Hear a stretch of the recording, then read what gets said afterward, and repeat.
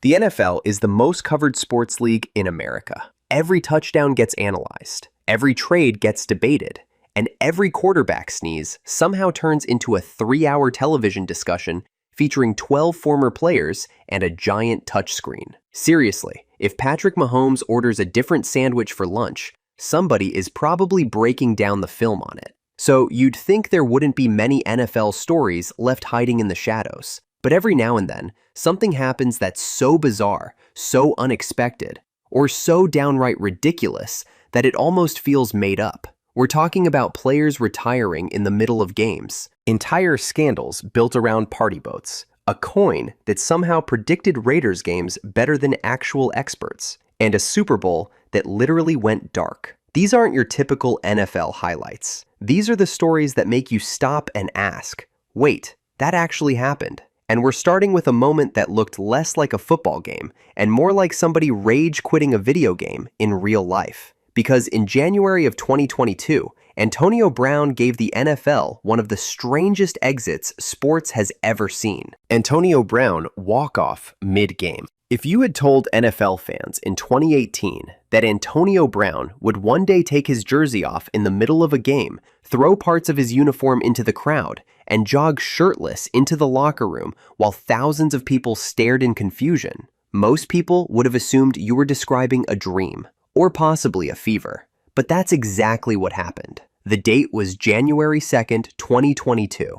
The Tampa Bay Buccaneers were playing the New York Jets. On paper, this should have been a relatively normal regular season game. Instead, it became one of the most surreal moments in NFL history. At this point, Antonio Brown was already one of the league's most controversial figures, which is saying something. This is a league that once gave us the butt fumble, Bountygate, and Eagles fans booing Santa Claus. The bar for weirdness is already pretty high, yet somehow, Brown was about to clear it. During the third quarter, television cameras suddenly caught something unusual happening on the Buccaneers' sideline. Brown appeared to be arguing with coaches. At first, nobody thought much of it. NFL sideline disagreements happen all the time. Football is emotional. People yell. Coaches yell. Sometimes, coaches yell at people who are already yelling. It's part of the experience. But then, Brown did something nobody expected. He started taking off his equipment. Not because the game was over. Not because he was injured. The game was still happening.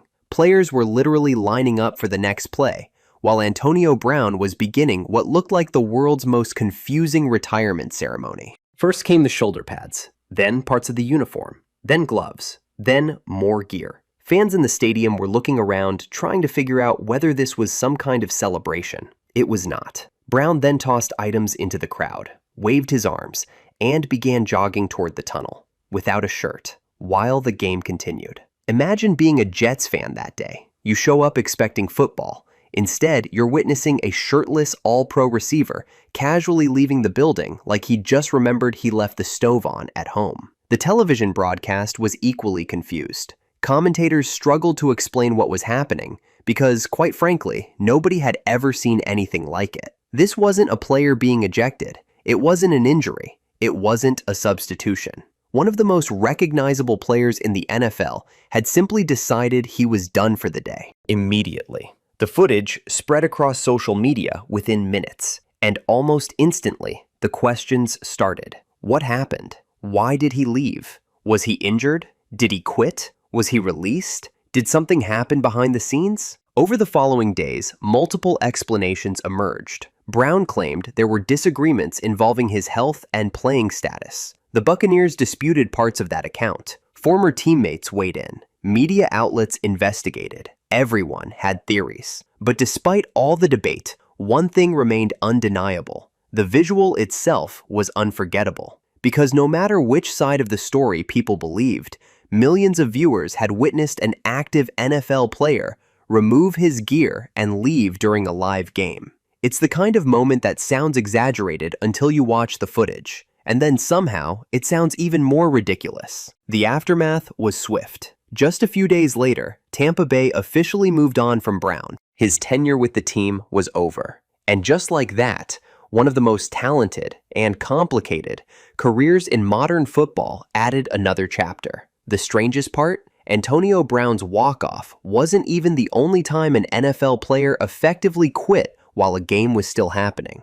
Because a few years earlier, another player made an even more shocking decision. He didn't storm off. He didn't argue. He didn't throw anything into the crowd. He simply sat down at halftime and decided his NFL career was over. Vontae Davis retires at halftime. If Antonio Brown's exit looked like a Hollywood script nobody would approve, Vontae Davis somehow found a way to make it even stranger. Because unlike Brown, Davis didn't leave in the middle of a play. He didn't argue with coaches. He didn't throw equipment into the stands. He didn't make a scene at all. Instead, he quietly retired during halftime. And yes, that's exactly as ridiculous as it sounds. The date was September 16th, 2018. The Buffalo Bills were playing the Los Angeles Chargers. Now, to be fair, things were already going badly. Very badly. The Bills were getting dominated. At halftime, Buffalo trailed 28-6, and the game looked less competitive than a lion fighting a lawn chair. But nobody expected what came next. Vontae Davis had played the first half normally. Nothing appeared unusual. No dramatic injury. No public argument. No sideline meltdown. Just another veteran cornerback doing his job. Then halftime arrived, and Davis made a decision. A massive one. He was done.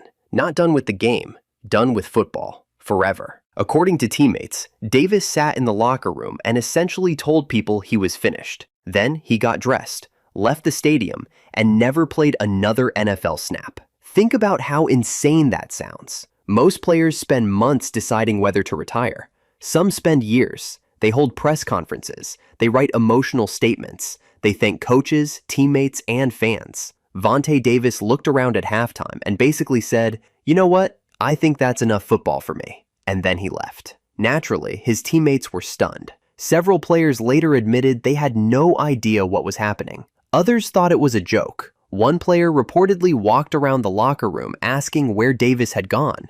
Turns out the answer was retirement. The Bills' coaching staff was caught off guard too. You generally prepare for injuries. You prepare for bad weather. You prepare for trick plays. You do not prepare for a starting defensive back deciding he has completed his NFL career halfway through a Sunday afternoon. After the game, reactions were mixed. Some players were angry. Others were confused. Many simply couldn't believe what had happened. Davis later explained that he felt his body could no longer perform at the level he expected from himself. During that game, he reportedly realized football was no longer something he wanted to continue pursuing. And to his credit, he didn't drag it out. He didn't fake enthusiasm. He didn't collect paychecks for another season. He made the decision immediately. Was it unconventional? Absolutely. Was it shocking? Without question. But in NFL history, there has never really been another retirement quite like it. Because most players leave football after a final game. Vontae Davis left football during one. And somehow, that isn't even the strangest story about a player walking away from the sport. Because the next guy didn't retire at halftime. He repeatedly walked away from football while still being one of the most talented players in the entire league. And his story remains one of the most fascinating mysteries the NFL has ever seen. The curious case of Ricky Williams. There are talented NFL players. There are superstar NFL players. And then there was Ricky Williams. If you were building a running back in a video game around the year 2000, you'd probably end up creating something that looked a lot like him. Powerful, fast, durable, productive. The kind of player defenses absolutely hated seeing on the schedule. Coming out of college, Williams was a sensation. At the University of Texas, he won the Heisman Trophy and broke records seemingly every other week. NFL teams viewed him as a franchise-changing talent. In fact, when the New Orleans Saints drafted him in 1999, head coach Mike Ditka wanted him so badly that he traded an enormous package of draft picks to move up and get him. The pressure was immense from day one, and that's where things started getting interesting. Because while the football world saw a future superstar, Ricky Williams often seemed uncomfortable with the spotlight that came with being one. He wasn't the loud, attention-seeking athlete many people expected. He was thoughtful, private, and often appeared far more interested in personal growth than celebrity. As his NFL career progressed, Williams became one of the league's most productive running backs. His best seasons were spectacular. In 2002 with the Miami Dolphins, he rushed for over 1,800 yards and established himself as one of football's elite players. Everything appeared to be lining up perfectly, which is exactly why what happened next shocked everyone. Before the 2004 season, Williams suddenly announced his retirement. He was only 27 years old. 27. For context, many running backs are still in their prime at that age. Fans were stunned. Media outlets were stunned. The Dolphins were definitely stunned. People immediately started asking questions. Was he injured?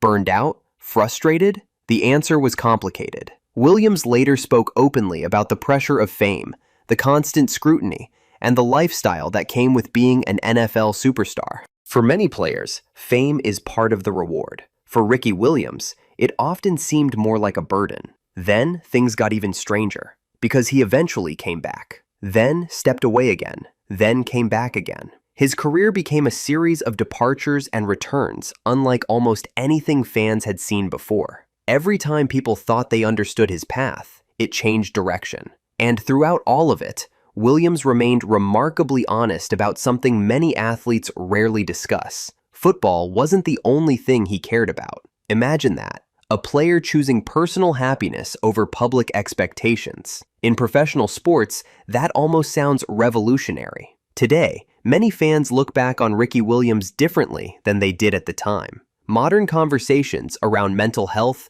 personal fulfillment, and life outside sports have given people a new perspective on his decisions. Back then, many people thought he was walking away from opportunity. Now, some view him as someone who understood that success and happiness aren't always the same thing. It's a story that's still debated today. But one thing isn't. Ricky Williams may be one of the most unique personalities the NFL has ever seen. Because while most players spend their careers trying desperately to stay in football, Ricky Williams spent much of his figuring out whether football was where he wanted to be at all. And speaking of life-changing decisions, Jason Pierre-Paul loses part of his hand. NFL players spend years protecting their bodies. They hire trainers. They follow nutrition plans. They recover in ice baths. Some of them spend more money on recovery than most people spend on a house. And then there's Jason Pierre-Paul, a man who nearly changed the course of his career because of a firework. Now, before we get into this story, it's worth remembering just how good Pierre-Paul was at the time.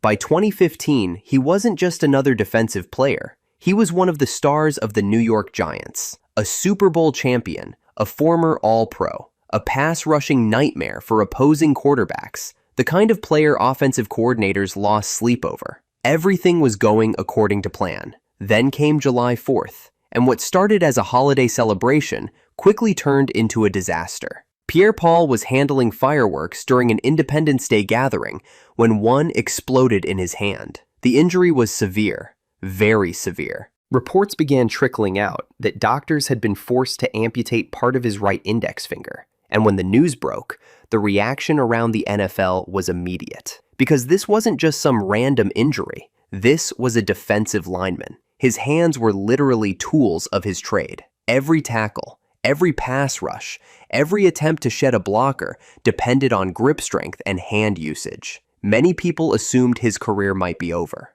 Others wondered whether he'd ever be the same player again. And honestly, those weren't unreasonable questions. The NFL is unforgiving. Players lose jobs for much smaller setbacks than this. Then, things somehow became even stranger. At one point, a medical report connected to the injury was leaked to the media. Not by the player, not by his team, but somehow, details from a private medical document ended up circulating publicly, which sparked an entirely different controversy. So now, there were two stories happening at once: the injury itself, and the mystery of how confidential medical information found its way into public view. But through all the chaos, Pierre-Paul focused on one thing: getting back on the field. And somehow, he did. Not only did he return to the NFL, but he returned as an effective player, a very effective player. He continued recording sacks, continued making big plays, continued proving people wrong. In fact, years later, he would help the Tampa Bay Buccaneers win another Super Bowl. Think about that for a second. Many players struggle to recover from a minor knee injury. Jason Pierre-Paul lost part of his hand in a fireworks accident and still managed to build the second chapter of his career, which is honestly the most American 4th of July story imaginable. Local man blows up hand with fireworks, wins another Super Bowl anyway. It's equal parts inspirational and completely absurd. And while Pierre-Paul's story proves that NFL players can overcome almost anything, the next story proves that sometimes the biggest obstacle isn't injury, it's an alarm clock.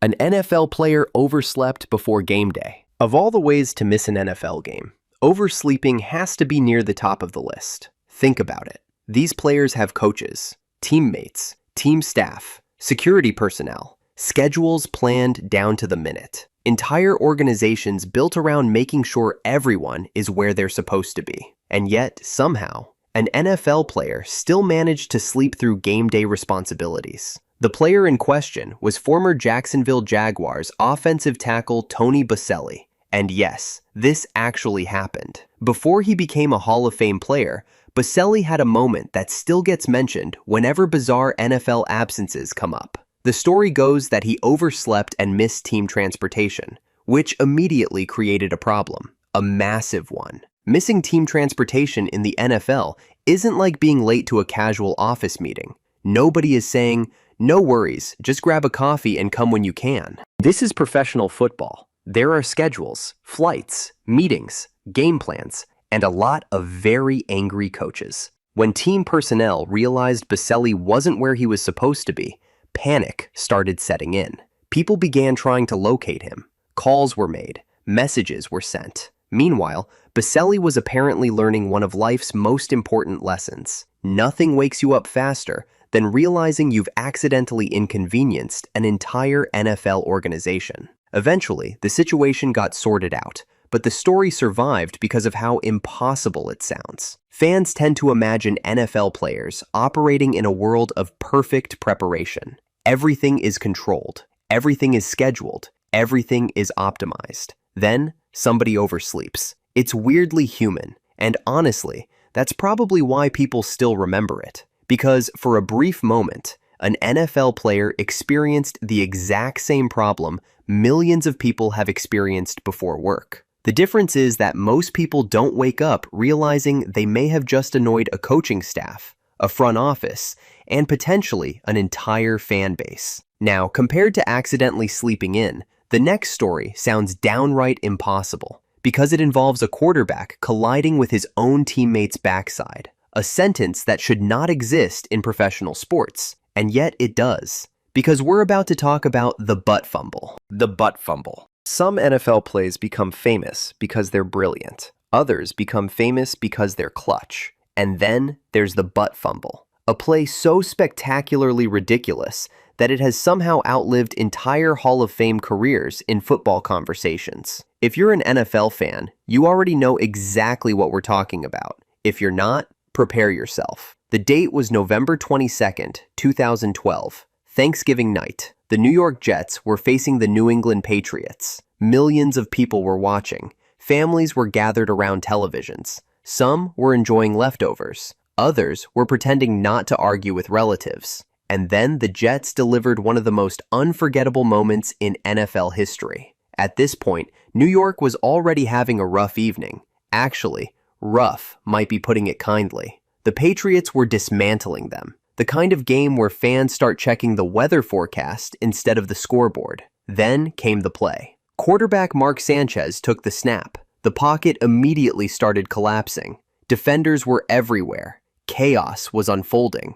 And in an attempt to escape pressure, Sanchez ran directly into the backside of his own offensive lineman, Brandon Moore. Not near him, not beside him, directly into him. The collision knocked Sanchez backward. The football popped loose. A Patriots defender recovered it and returned it for a touchdown. The entire sequence lasted only a few seconds, but NFL history was made. Because no amount of replay could make it look any less ridiculous. The announcers were stunned. Fans were stunned. Even Patriots fans looked like they couldn't quite believe what they had just witnessed. The play instantly went viral. And remember, this happened in 2012. Social media wasn't nearly as powerful as it is now, yet clips spread everywhere. Sports shows replayed it endlessly. Comedians joked about it. Memes exploded across the internet. And poor Mark Sanchez became permanently attached to a phrase no quarterback wants associated with their career: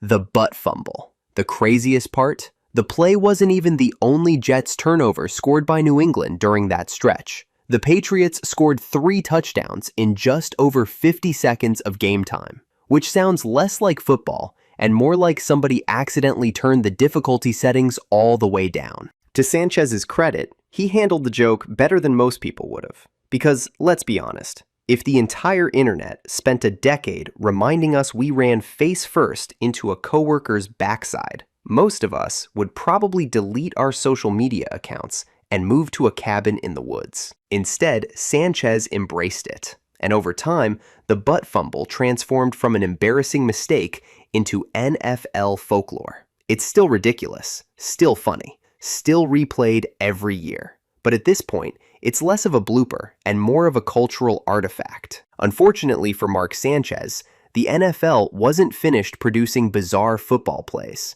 because decades before the butt fumble, another player pulled off something even harder to explain. He recovered a fumble, had a clear path to the end zone, and then accidentally ran the wrong direction. Jim Marshall runs the wrong way. Every football player makes mistakes. Missed tackles, dropped passes, bad reads, but very few mistakes become famous enough to survive for generations. Jim Marshall's did, and the wild part is that Marshall wasn't some struggling backup. He wasn't a rookie. He wasn't a player who barely saw the field. Jim Marshall was one of the toughest and most respected defensive players of his era, a cornerstone of the Minnesota Vikings, a future member of the famed Purple People Eaters defense, a man known for consistency and durability, which makes what happened in 1964 even harder to comprehend. The Vikings were playing the San Francisco 49ers. At one point during the game, the ball came loose. Marshall recovered the fumble, and suddenly he had open field ahead of him.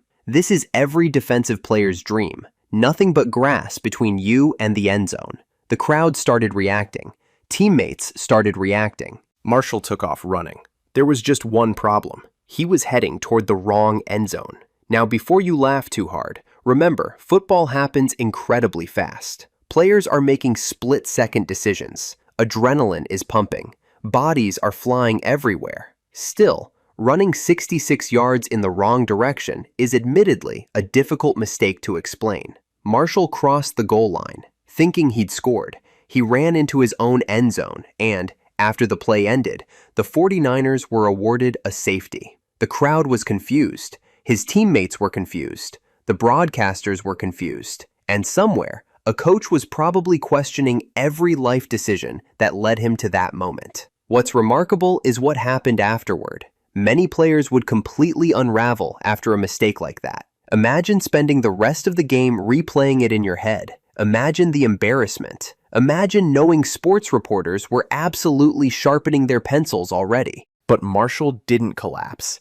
He kept playing, and later in the game, he made key defensive plays that helped Minnesota win. The Vikings won, which is probably the only reason this story became charming instead of tragic. Because if they had lost, we'd probably be talking about it very differently. Instead, the play evolved into one of football's most beloved bloopers. And over time, fans began appreciating something important. Not the mistake itself, but the response. Marshall didn't hide from it, didn't make excuses, didn't spend years pretending it never happened. He owned it. And that's a big reason the story has endured for more than half a century. Of course, strange NFL moments aren't always caused by players. Sometimes the officials get involved. And when replacement referees took over NFL games in 2012, things got so chaotic that one controversial touchdown nearly broke the internet. Welcome to the Fail Mary. The Fail Mary. Every NFL fan has a list of bad calls they've never forgiven.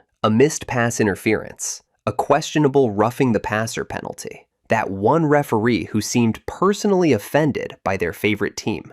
But very few calls have their own nickname. This one does. And that's because it wasn't just controversial. It was spectacularly controversial. The kind of controversial that makes fans, players, coaches, broadcasters, and probably a few random people at the grocery store all yell at the television simultaneously. To understand the Fail Mary, we need to go back to 2012. That season, the NFL was dealing with a labor dispute involving its regular officials. As a result, replacement referees were working games. And let's just say fans were not exactly thrilled with the arrangement. Week after week, mistakes piled up.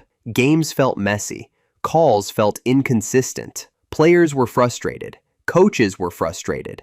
Fans were frustrated. Basically, the only people having a peaceful autumn were people who didn't watch football. Then came Monday Night Football, the Seattle Seahawks versus the Green Bay Packers. A close game, a national audience, and a finish nobody would ever forget. With just seconds remaining, Seattle trailed 12-7. The Seahawks had one final chance. Quarterback Russell Wilson launched a deep pass into the end zone. Players leaped. Bodies collided. Everyone scrambled for position. Then the ball came down. What happened next depends entirely on which jersey you were wearing. Packers defensive back M.D. Jennings appeared to secure the interception. At the same time, Seahawks receiver Golden Tate had his hands on the ball as well. One referee signaled touchdown, another signaled something different. For a few moments, nobody seemed completely sure what was happening, which is generally not what you're looking for from the people in charge of making the decision.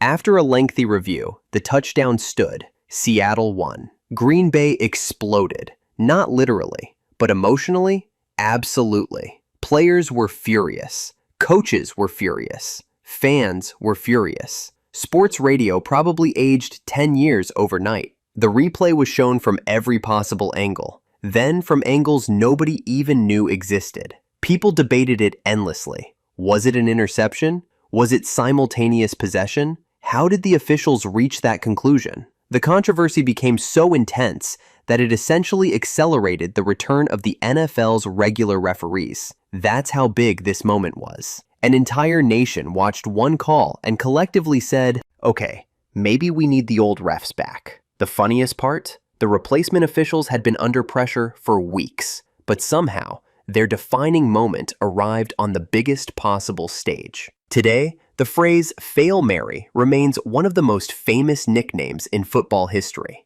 And depending on whether you're a Seahawks fan or a Packers fan, your blood pressure may have just gone up hearing it. But as bizarre as that ending was, at least the lights were on. The next story takes us to the biggest game in American sports. A game watched by over 100 million people. A game featuring two championship teams. A game that suddenly lost power. The Super Bowl blackout. The Super Bowl is the NFL's crown jewel. Months of preparation, thousands of staff, millions of dollars, years of planning. It's the sporting equivalent of a military operation. Every detail is carefully organized. Every contingency is considered. Or at least that's the theory. Because on February 3rd, 2013, something happened that nobody expected. The lights went out. Not metaphorically. Literally. The game was Super Bowl 47, the Baltimore Ravens versus the San Francisco 49ers. A matchup already packed with storylines, the most famous being that both head coaches were brothers. John Harbaugh coaching Baltimore, Jim Harbaugh coaching San Francisco, which guaranteed at least one awkward family dinner afterward. By the third quarter, Baltimore appeared to be in complete control. The Ravens had built a sizable lead. Everything seemed to be heading toward a comfortable victory. Then suddenly, darkness. Large sections of the Superdome lost power. Players stopped. Officials stopped. Fans looked around wondering what was happening. Broadcasters scrambled for answers. And social media immediately went into overdrive. Because if there's one thing the internet loves, it's a giant, unexpected event happening live on television. Memes appeared almost instantly. Some people joked the electric company forgot to pay attention. Others blamed aliens. A few probably blamed Roger Goodell. When in doubt, somebody always blames Roger Goodell. The delay lasted more than 30 minutes. Think about that. The Super Bowl, the biggest sporting event in America, paused for over half an hour, while everyone waited for the stadium to figure out why the lights had decided to take a break.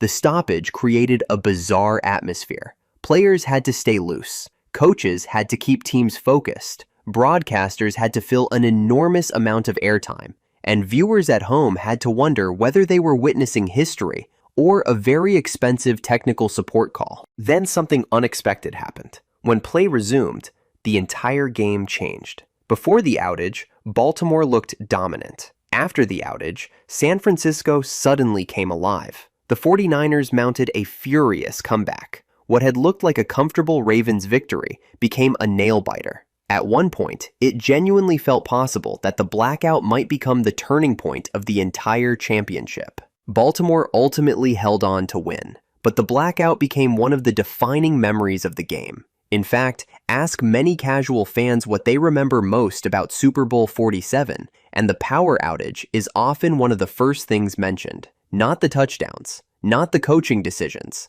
the lights. And honestly, that's kind of incredible, because very few sporting events are remembered for their electrical system. But if you think a power outage influencing a football game sounds strange, wait until you hear about the time an actual snowplow driver may have helped decide one. And yes, that's a real NFL story. The snowplow game. When people talk about NFL legends, they usually mention quarterbacks, maybe a legendary coach, maybe a Hall of Fame linebacker. Rarely does anyone say, you know who really changed football history? A guy driving a snowplow. And yet, here we are. Because on a freezing December day in 1982, one of the strangest moments in NFL history involved a stadium worker, a tractor, and a kick that probably shouldn't have been possible. The game took place at Schaefer Stadium in Foxborough, Massachusetts. The New England Patriots were hosting the Miami Dolphins, and the weather was absolutely miserable. Not football weather,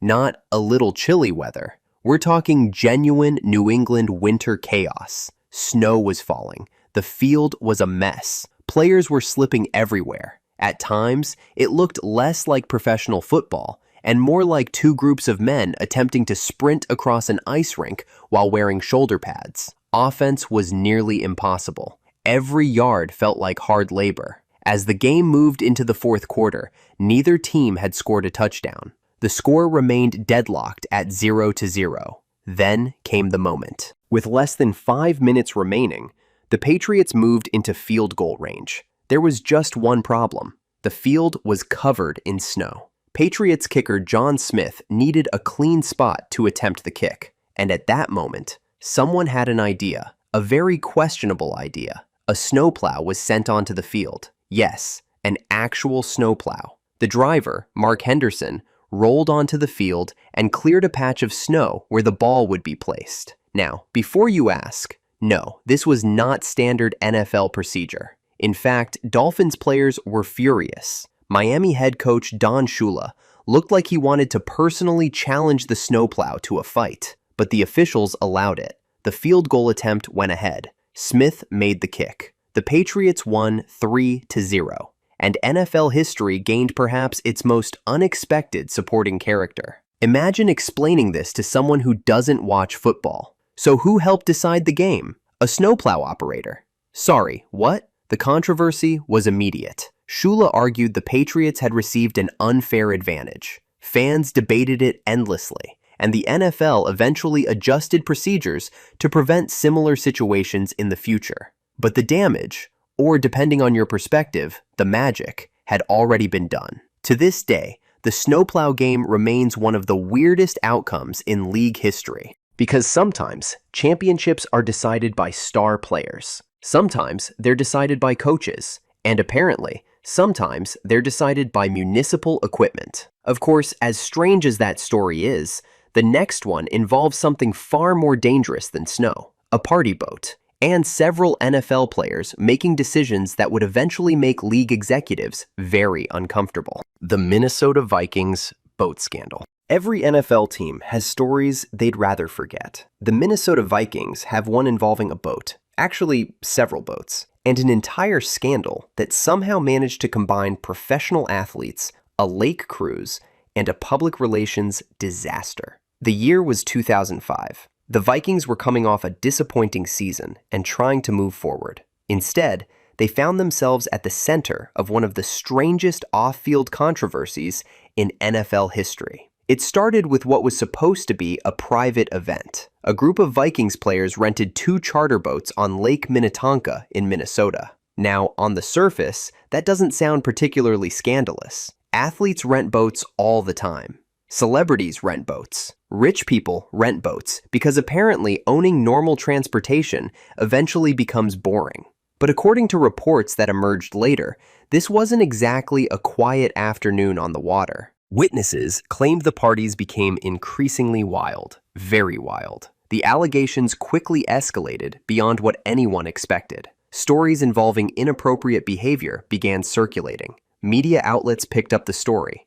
Investigations followed. And suddenly, what was supposed to be a private gathering became national news. The Vikings organization found itself answering questions nobody wants to answer. Players were questioned, league officials got involved, and the story dominated headlines for weeks. The thing that made the scandal so damaging wasn't just what allegedly happened. It was how many players were connected to it. This wasn't one individual making headlines. This was a significant group of players from the same team appearing in the same bizarre story. Every new report seemed to make the situation stranger, and every attempt to explain it somehow created even more questions. For fans, it was one of those moments where reality felt less believable than satire. Because if someone pitched this as a movie script, most producers would probably reject it for being too ridiculous. Yet, it actually happened. The fallout lingered for years. Several players faced fines,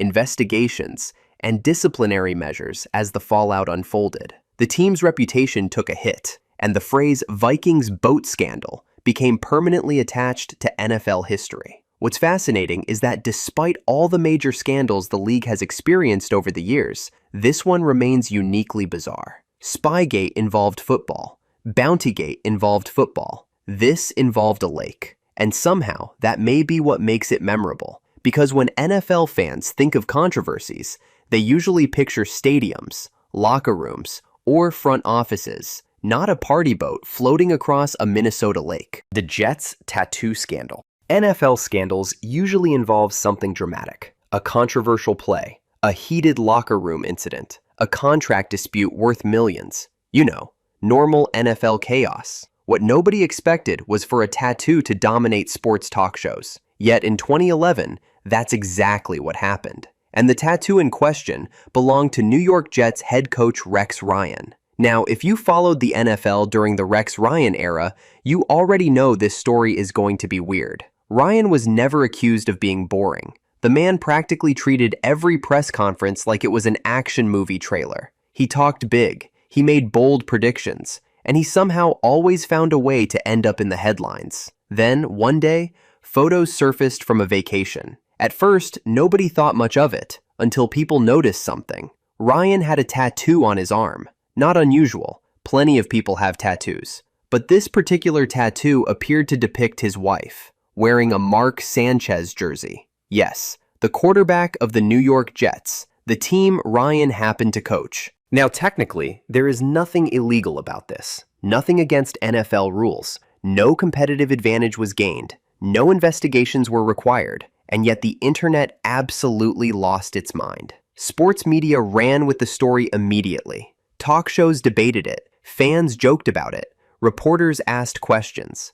Probably far more questions than anyone should ever ask about another man's tattoo. The best part? Ryan handled the entire situation exactly the way you'd expect Rex Ryan to handle it, with humor. When asked about it, he didn't panic. He didn't hide. He didn't treat it like a crisis. Because compared to the pressure of coaching in New York, answering questions about a tattoo probably felt like a vacation. The story quickly became one of those classic NFL oddities. Nobody got suspended.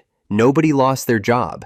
Nothing catastrophic happened. Yet somehow, a tattoo became national sports news. And honestly, that's one of the reasons it's so memorable. Because it reminds us that the NFL media machine can turn absolutely anything into a headline. A controversial trade? Headline. A playoff upset? Headline. A coach's tattoo? Apparently also headline. Still, as amusing as the tattoo story was, the next controversy wasn't funny at all. In fact, It involved accusations that one of the NFL's most successful dynasties had been bending the rules for years, and the fallout would change football forever. Spygate's weirdest details. When most people hear the word Spygate, they immediately think of one thing: the New England Patriots, Bill Belichick, and a camera. But the strangest part of Spygate isn't that it happened, it's how many weird details surrounded it. By 2007, the Patriots were already becoming one of the most dominant organizations in sports. They had championships, they had Tom Brady, they had Bill Belichick, and perhaps most importantly, they had a reputation for finding every possible edge, sometimes legal, sometimes operating in areas that made other teams very uncomfortable. Then came Week 1 of the 2007 season. The Patriots were playing the New York Jets. After the game, reports emerged that a Patriots employee had been caught videotaping Jets' defensive signals from an unauthorized location. The NFL launched an investigation, and suddenly, a story that sounded relatively minor exploded into one of the league's biggest scandals. The league ultimately determined that the Patriots had violated NFL rules regarding the videotaping of opponents' signals. The penalties were severe. Belichick was fined $500,000. At the time, the largest fine ever imposed on a coach. The Patriots organization was fined $250,000, and the team lost a first-round draft pick. But here's where things start getting weird, because the punishment didn't end the debate. It started it. Almost immediately, conspiracy theories appeared. Fans began asking questions. How long had this been happening? Did it contribute to championships? Were other teams doing similar things? Was New England simply the team that got caught? For years, NFL fans argued about it, and honestly, many still do. The story became even stranger when reports surfaced that the NFL had destroyed some of the videotapes gathered during the investigation. That decision immediately sparked controversy. Critics wondered why evidence was being destroyed. Supporters argued the league was simply trying to move forward. Either way, it poured gasoline onto an already raging fire. Then there was the irony of the entire situation. The scandal became known as Spygate, which sounds less like an NFL controversy and more like a rejected James Bond movie. You can almost hear the trailer voice, in a world where defensive signals are worth everything. But jokes aside, Spygate permanently altered how fans viewed the Patriots dynasty. For some people, it became evidence that New England had crossed the line. For others, it became an overblown controversy that overshadowed legitimate success. Regardless of where you stand, one thing is undeniable. Spygate became one of the defining stories of the NFL's modern era. And somehow, it wasn't even the strangest scandal involving a championship contender. Because a few years later, another controversy would emerge. One involving allegations that players were being rewarded for delivering particularly devastating hits. And unlike Spygate, this scandal wasn't about cameras. It was about what happened on the field. Welcome to Bountygate. If Spygate was about cameras, Bountygate was about collisions. And in football, that's a much scarier conversation. Because unlike videotapes and signals, this controversy involved the physical safety of players. And it hit the NFL like a freight train. The story centered around the New Orleans Saints, a team that had recently reached the top of the football world by winning Super Bowl 44. The franchise was riding high. Fans were celebrating. The city loved its team. Then, in 2012, the NFL announced findings that sent shockwaves through the league. According to the league's investigation, a program had existed within the Saints organization that allegedly rewarded players for hits that injured opponents or forced them from games. The system became known as a bounty program, and that word alone immediately created a public relations nightmare, because it sounded exactly as bad as it sounded. Now, football has always been a physical sport. Players celebrate hard hits. Fans cheer big tackles. That's part of the game. But the NFL argued this situation crossed a line. The league claimed certain payments and incentives were tied to knocking opponents out of games. The allegations quickly became one of the biggest stories in sports. Headlines were everywhere. Television debates lasted for weeks. Former players weighed in. Current players weighed in. Even people who rarely watched football suddenly had opinions. And then came the punishments. They were massive. Saints head coach Sean Payton was suspended for the entire 2012 season. An entire season. To put that into perspective, NFL head coaches almost never receive penalties anywhere near that severe. Defensive coordinator Greg Williams was suspended indefinitely. Several players received suspensions as well, although some would later be reduced or overturned through appeals. The fallout was enormous. The Saints organization spent years trying to move beyond the scandal. Fans argued over the evidence. Critics argued over the punishment. And the debate never fully disappeared. One side believed the NFL had exposed a dangerous culture that needed to be addressed. The other argued that hard-hitting football had always existed, and that the Saints were being singled out. Regardless of where people landed, Bountygate changed the conversation around player safety. The league was already facing increasing scrutiny over concussions and long-term health concerns. This controversy poured gasoline on those discussions. And suddenly, football found itself confronting uncomfortable questions about how far competition should go. It's one of the rare NFL scandals that still sparks arguments more than a decade later, which tells you everything you need to know about its impact. But after all that seriousness, we need something a little lighter, something ridiculous, something involving mascots. NFL mascots tackled by reality. NFL mascots have one job: entertain the crowd, wave at children, cause harmless chaos, and occasionally launch hot dogs into the upper deck. Simple enough. Yet somehow, mascots regularly find themselves involved in situations so bizarre that they become national news. Which is impressive when you consider they're competing against actual NFL games for attention. Let's start with one universal truth. Mascots are far more athletic than they look. The giant costume may suggest friendly cartoon character, but underneath is usually a highly trained performer, capable of stunts, flips, and enough energy to make coffee jealous. Unfortunately, athleticism doesn't always save you from embarrassment. Take the various mascot races, stunt attempts, and crowd interactions that have gone spectacularly wrong over the years. There have been failed jumps, missed landings, unexpected collisions, and moments where a mascot discovers gravity remains undefeated. One particularly famous example involved mascots attempting elaborate entrances only for equipment failures to turn the whole thing into live slapstick comedy. The crowd loves it every time. Not because people enjoy seeing mascots fail, well, maybe a little, but because sports are supposed to be unpredictable, and nothing is more unpredictable than watching a giant bird,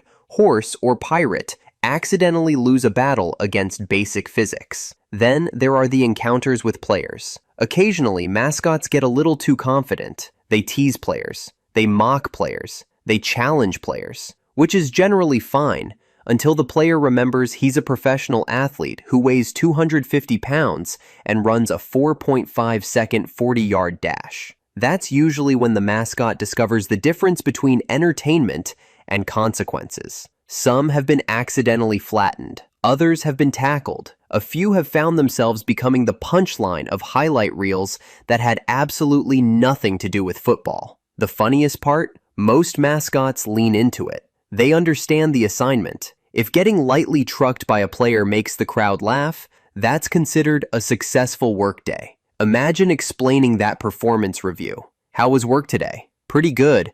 Got flattened by a linebacker in front of 70,000 people. Nice. The reality is that mascots occupy a strange place in NFL culture. They're not players. They're not coaches. Yet somehow they regularly become part of the story. And while mascots getting humbled is funny, the next story involves an entire fan base earning a reputation that has lasted for decades. A reputation built around one very unfortunate Santa Claus. And trust me, Philadelphia fans have never escaped it. Eagles fans booing Santa Claus. There are sports stories. There are NFL stories. And then there are stories that become so legendary, they follow an entire fan base for generations. This is one of those stories. Because if you mention Philadelphia sports fans anywhere in America, there is a very good chance someone will eventually say, yeah, but remember when they booed Santa Claus? Now, if you've never heard this story before, it sounds terrible.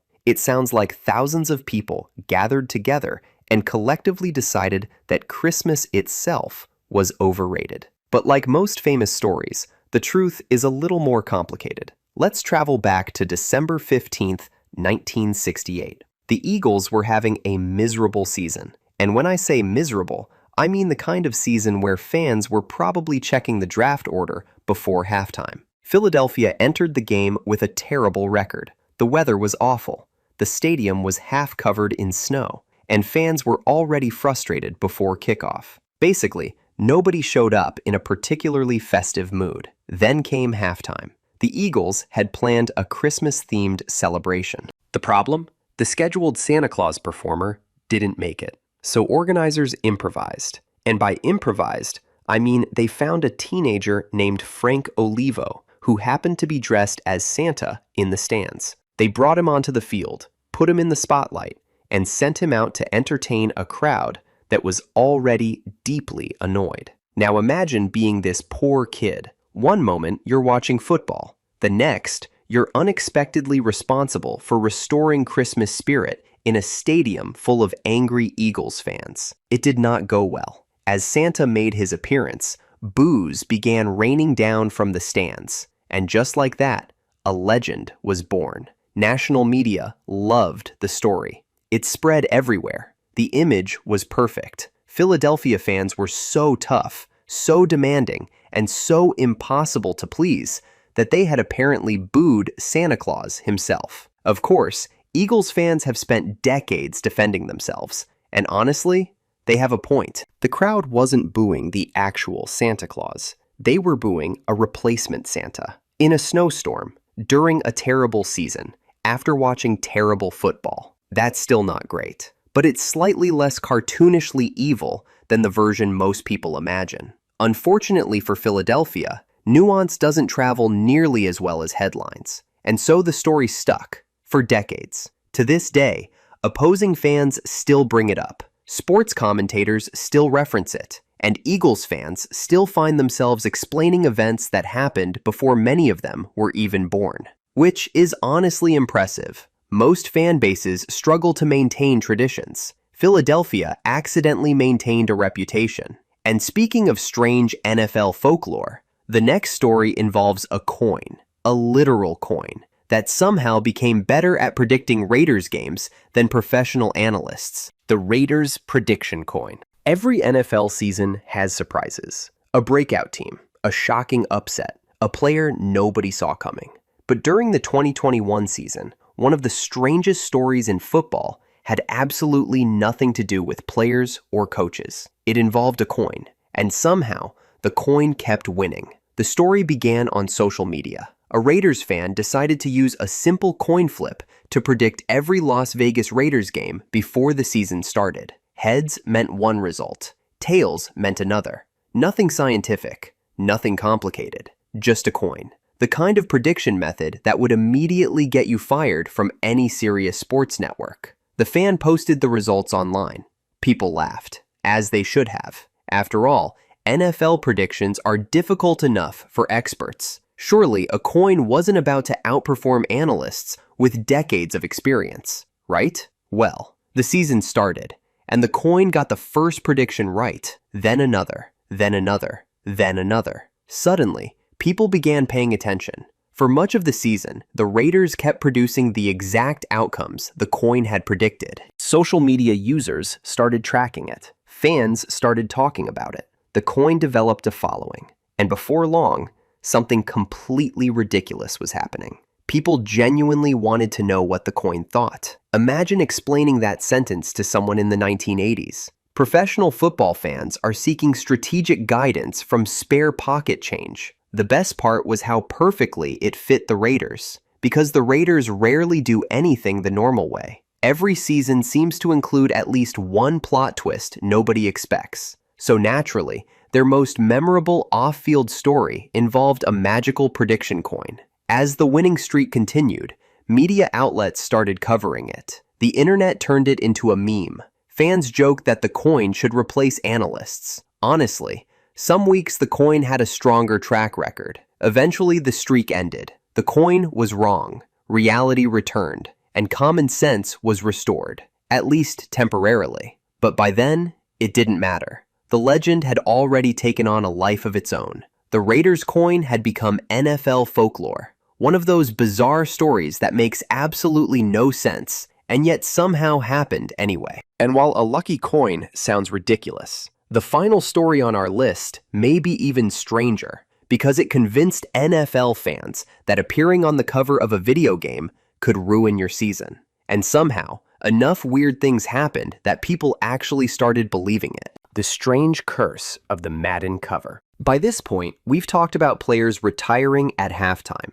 a quarterback running into his own teammate's backside, a coin that somehow developed a reputation as a football genius, and a Santa Claus incident that Philadelphia still can't escape. So it feels appropriate to end with perhaps the NFL's most famous piece of folklore, a curse. Not an official curse, not a scientifically proven curse, but a curse that became so famous that NFL players actually dreaded being associated with it. Welcome to the Madden curse. For anyone who somehow spent the last 3 decades avoiding both football and video games, here's the quick version. The Madden NFL video game franchise is one of the most successful sports games ever created. For years, landing on the cover was considered a huge honor. It meant you'd made it. You were one of the faces of the league, the kind of player kids wanted to use in the game and fans wanted to watch every Sunday. Sounds great, right? Well, not exactly. Because over time, something strange started happening. Players would appear on the cover, then disaster would strike. Not every time, but often enough to make people uncomfortable. One of the earliest examples came with Madden NFL 2000, released in 1999, when Barry Sanders appeared on the cover. Shortly afterward, he shocked the football world by retiring before the season. Then came quarterback Dante Culpepper, injury. Then Michael Vick, injury. Then Donovan McNabb, injury. Then Sean Alexander, injury. And suddenly, people started noticing a pattern. Now, to be fair, football is an incredibly physical sport. Players get injured all the time. If you put elite NFL stars on video game covers every year, statistically speaking, some of them are going to have bad seasons. That's just reality. But sports fans aren't always interested in reality. Sports fans love a good curse. And the Madden curse was a very good curse. Each year became an event. The new cover athlete would be announced. Fans would celebrate, then immediately begin wondering if disaster was coming. Imagine finally reaching the peak of your profession, and the first response from fans is, "Congratulations, you're doomed." The curse became such a cultural phenomenon that even players joked about it. Reporters asked questions about it. Television segments debated it. And every injury seemed to add another chapter to the legend. Then there was Peyton Hillis, perhaps the most unexpected Madden cover athlete ever. In 2012, Hillis won a fan vote to appear on the cover after a breakout season. Almost immediately afterward, his production declined dramatically, and naturally, fans pointed directly at the curse. Because of course they did. By that point, the Madden curse had become football's version of a horror movie villain. No matter how many times logic tried to defeat it, it kept coming back for another sequel. Over the years, there have been athletes who escaped it. Some cover stars went on to have outstanding seasons. Others won championships. A few practically laughed in the face of the curse, which only made the debate more interesting. Because now, fans had evidence on both sides. Was it real? Was it coincidence?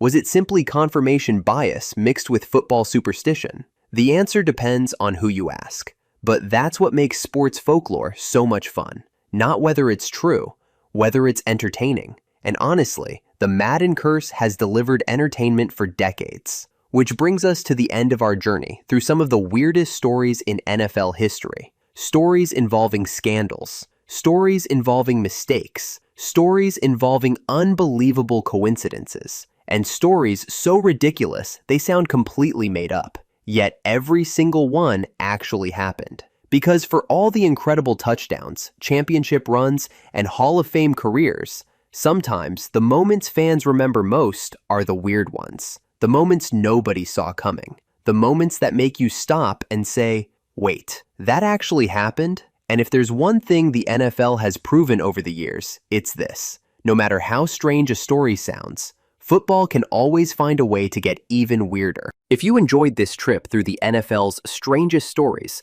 make sure to leave a like and subscribe to the channel. And let me know in the comments, what's the weirdest NFL story you've ever heard? Because with this league, there's a very good chance we've only scratched the surface. Thanks for watching, and I'll see you in the next one. Every NFL fan has that one game, the one they refuse to watch highlights from, the one that still gets brought up by rival fans every single season, the one that makes them say, "Can we please talk about literally anything else?" From heartbreaking Super Bowl collapses and controversial referee decisions to miracle plays that still don't seem real, every fan base has one loss they'd erase from history if they could. Today, we're breaking down the single most painful loss for every NFL team, explaining what happened, why it hurt so much, and how some of these moments changed entire franchises forever. And trust me, you'll want to watch all the way to the end, because some of the most unbelievable and downright brutal heartbreaks are still to come. Whether your team's loss is first or last, every story on this list is absolutely unforgettable. Let's get into it. Atlanta Falcons, Super Bowl 51, 28-3. Let's not waste anyone's time. If you're a Falcons fan, you probably knew your team was going first before you even clicked on this video. In fact, there's a decent chance you opened the comments just to make sure nobody had typed 28-3 before the video even started. Bad news. They definitely did. For Atlanta, no loss even comes close. The Falcons entered the 2016 season with modest expectations, but behind league MVP, Matt Ryan, and offensive coordinator Kyle Shanahan, everything clicked. Ryan played the best football of his career. Julio Jones looked unstoppable, and Atlanta's offense carved through defenses all season long. After cruising through the playoffs, the Falcons punched their ticket to Super Bowl 51, where they would face none other than Tom Brady and the New England Patriots. It wasn't exactly an easy matchup. Brady already had 4 Super Bowl rings and a reputation for pulling off the impossible. But for most of the night, none of that mattered. Atlanta absolutely dominated. The Falcons forced turnovers. Matt Ryan threw darts all over the field. Devonta Freeman found running lanes, and the Patriots looked completely overwhelmed. By late in the third quarter, Atlanta had built a stunning 28-3 lead, 25 points. With just over 17 minutes left, win probability models gave Atlanta well over a 99% chance of winning the Super Bowl. Fans were already imagining the championship parade. Broadcasters were beginning to talk about Matt Ryan's legacy. Somewhere in Georgia, people were probably pricing Super Bowl tattoo ideas. And then, everything unraveled. Instead of leaning on the running game and forcing New England to burn the clock, the Falcons continued throwing the football. A costly sack pushed them out of field goal range. A holding penalty wiped out another opportunity to seal the game. Every mistake gave Brady another chance. And giving Tom Brady extra chances is about as advisable as leaving your front door open during mosquito season. Brady slowly chipped away at the lead. Touchdown, field goal, touchdown, another touchdown. Then came the 2-point conversions.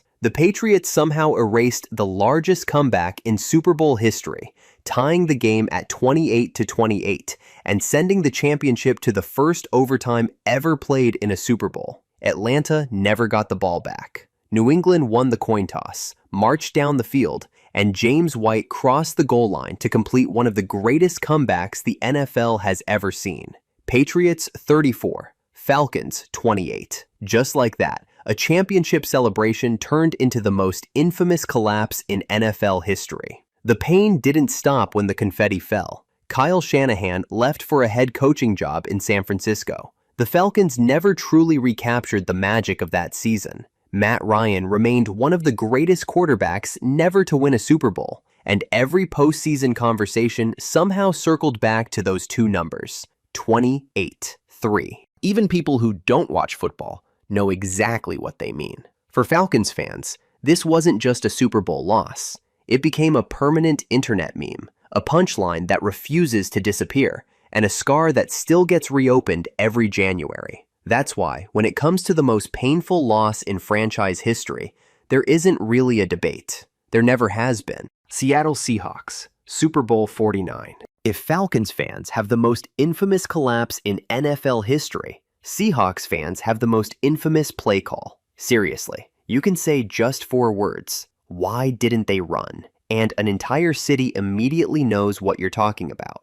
To understand why this loss hurts so much, you have to remember just how dominant Seattle was in the early 2000s. The Legion of Boom had turned the Seahawks into one of the NFL's biggest powerhouses. Richard Sherman, Earl Thomas, Cam Chancellor, Bobby Wagner. Good luck trying to score on that defense. On offense, Marshawn Lynch was flattening defenders every Sunday, while Russell Wilson continued proving he was one of the league's brightest young quarterbacks. They had already demolished the Broncos in Super Bowl 48, and a year later, they were back on football's biggest stage, looking to do something only a handful of teams have ever done: win back-to-back Super Bowls. Standing in their way were Tom Brady and the New England Patriots. The game itself was phenomenal. Neither team could pull away, and every time it looked like one side had taken control, the other punched right back. Heading into the fourth quarter, it felt less like a football game and more like 2 heavyweight boxers refusing to stay down.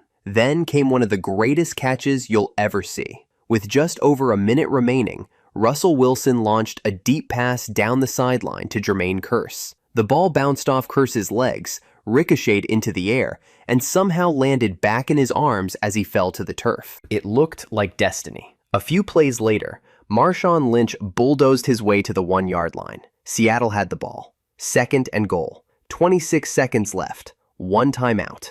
Down by 4. Every fan in America knew what was about to happen. Just hand the ball to Marshawn Lynch. The man nicknamed Beast Mode had built an entire career on dragging defenders into the end zone. 1 yard felt almost automatic. Instead, Seattle called a pass. Russell Wilson fired a quick slant toward Ricardo Lockett, but Patriots rookie Malcolm Butler had seen the formation before. He exploded through the passing lane, intercepted the ball at the goal line, and instantly turned into a New England legend. Game over. The Seahawks never got another chance. The image of Butler celebrating while Seattle players stood frozen in disbelief remains one of the defining moments in Super Bowl history. To make matters worse, that decision has followed the franchise ever since. Pete Carroll has spent years defending the play call. Fans have debated it endlessly. Entire documentaries have broken down why the Seahawks chose to throw instead of handing the ball to one of the greatest power backs in NFL history. Could Lynch have been stopped? Maybe. We'll never know, because the pass was intercepted before anyone found out. The loss also marked the end of an era. Seattle remained competitive, but the dynasty everyone expected never materialized. The Legion of Boom slowly fell apart, key players left, and another Super Bowl appearance never came. For Seahawks fans, the pain isn't just that they lost. It's that the Lombardi Trophy was literally 1 yard away. 1 single yard.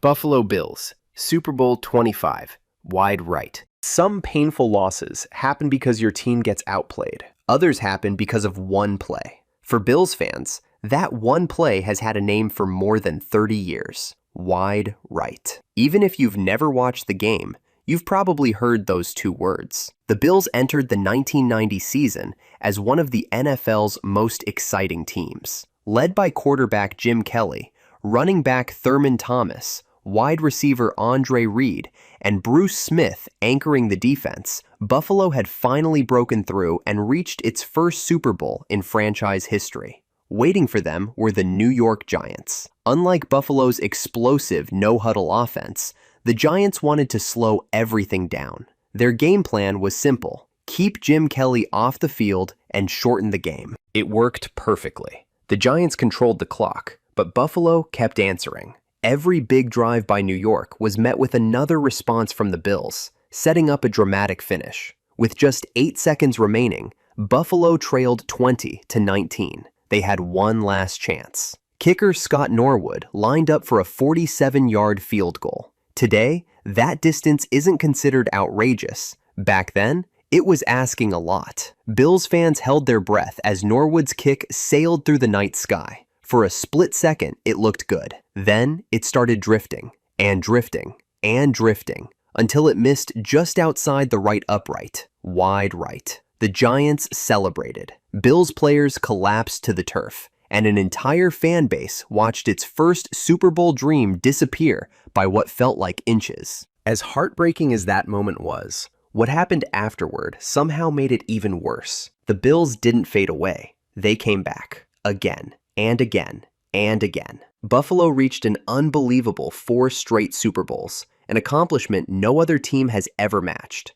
The problem? They lost every single one. But even after 3 more Super Bowl defeats, ask most Bills fans which one hurts the most, and the answer is still Super Bowl 25. Because the first one was right there, 1 kick away. Had that ball curved just a little bit to the left, Buffalo would have captured its first Lombardi trophy. Scott Norwood would have become a franchise hero, and NFL history might look completely different today. Instead, wide right became one of the most famous phrases in football history. It's a reminder that sometimes the difference between eternal glory and decades of heartbreak is only a few feet. Minnesota Vikings, 1998 NFC Championship game. If you're wondering why Vikings fans have a reputation for expecting the worst, well, games like this are a big reason why. The Minnesota Vikings have endured plenty of heartbreaking losses throughout their history. They've lost 4 Super Bowls, suffered the Minneapolis Miracle's cruel opposite in other playoff runs,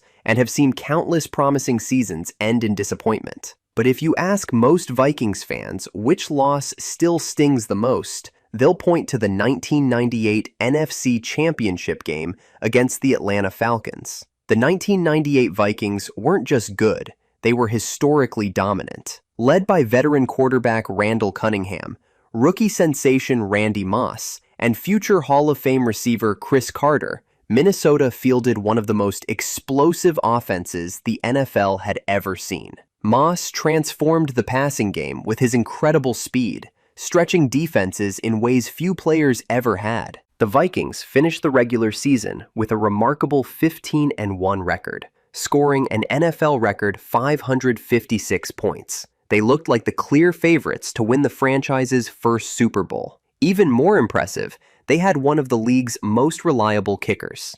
Gary Anderson had been perfect all season long. He hadn't missed a single field goal or extra point. Not one. That made what happened next almost impossible to believe. The NFC Championship was a back-and-forth battle with the Falcons. Late in the fourth quarter, Minnesota held a 27-20 lead and had an opportunity to put the game away. Anderson trotted onto the field for a 38-yard field goal, a routine kick, one he'd made countless times before. Had he converted, the Vikings would have gone up by 10 points with just over 2 minutes remaining, a lead that would have been incredibly difficult for Atlanta to overcome. Instead, he missed. It wasn't just his first miss of the postseason, it was his first miss of the entire season. The door suddenly swung wide open. Atlanta responded with a touchdown drive, tying the game and sending it to overtime.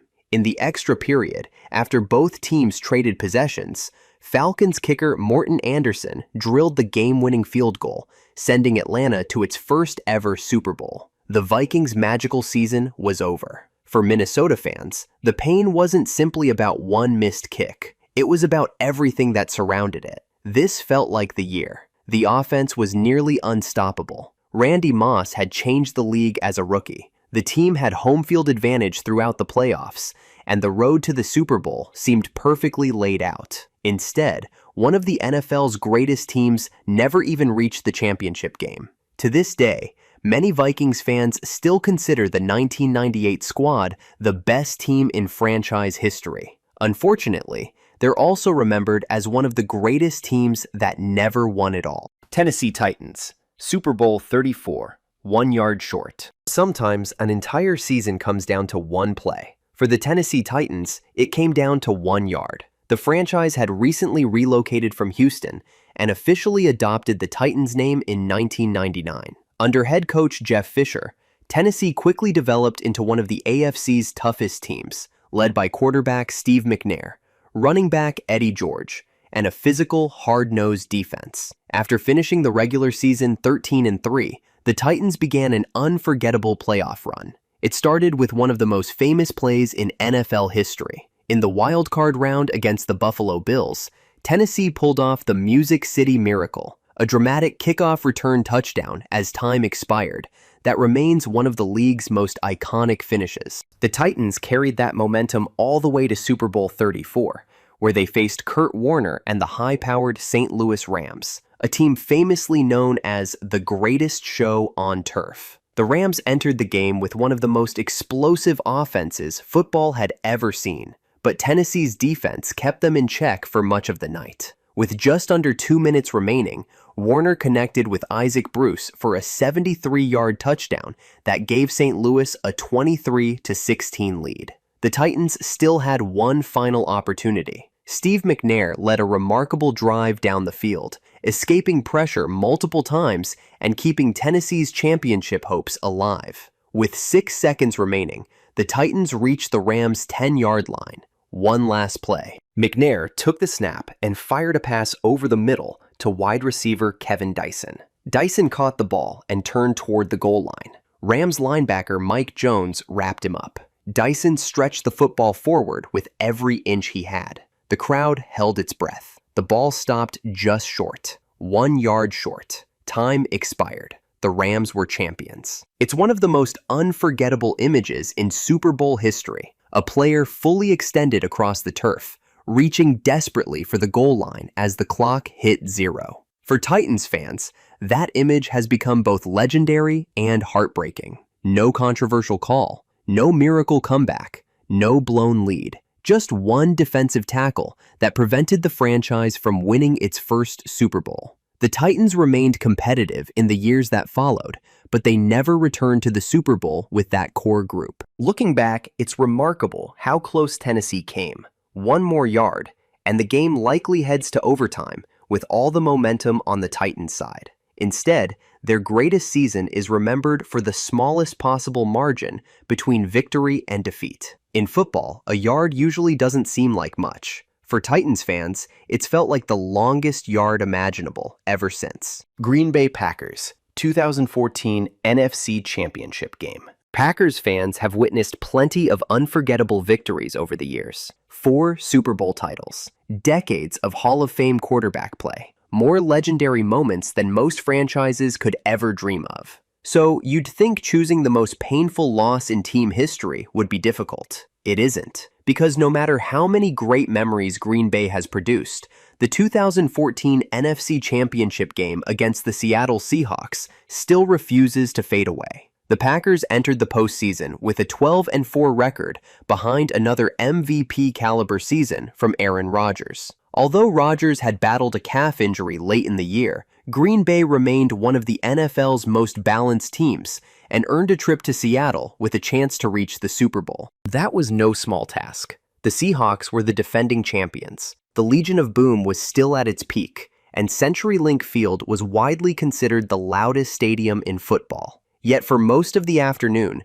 Green Bay controlled the game. The Packers intercepted Russell Wilson 4 times. Yes, 4. Normally, picking off a quarterback 4 times is more than enough to win comfortably. Instead, Green Bay repeatedly settled for field goals after forcing turnovers, leaving valuable points on the board. Still, with just over 5 minutes remaining, they held a 19-7 lead. Then, everything fell apart. Seattle scored a touchdown to cut the deficit to 5. Green Bay recovered the ensuing onside kick. Game over, right? Not quite. Tight end Brandon Bostic, whose assignment was to block, jumped in front of teammate Jordy Nelson in an attempt to catch the football. The ball bounced off Bostic's helmet, and Seattle recovered. Just like that, the Seahawks had life. Russell Wilson immediately capitalized, leading another touchdown drive before connecting on a 2-point conversion to give Seattle a 22-19 lead.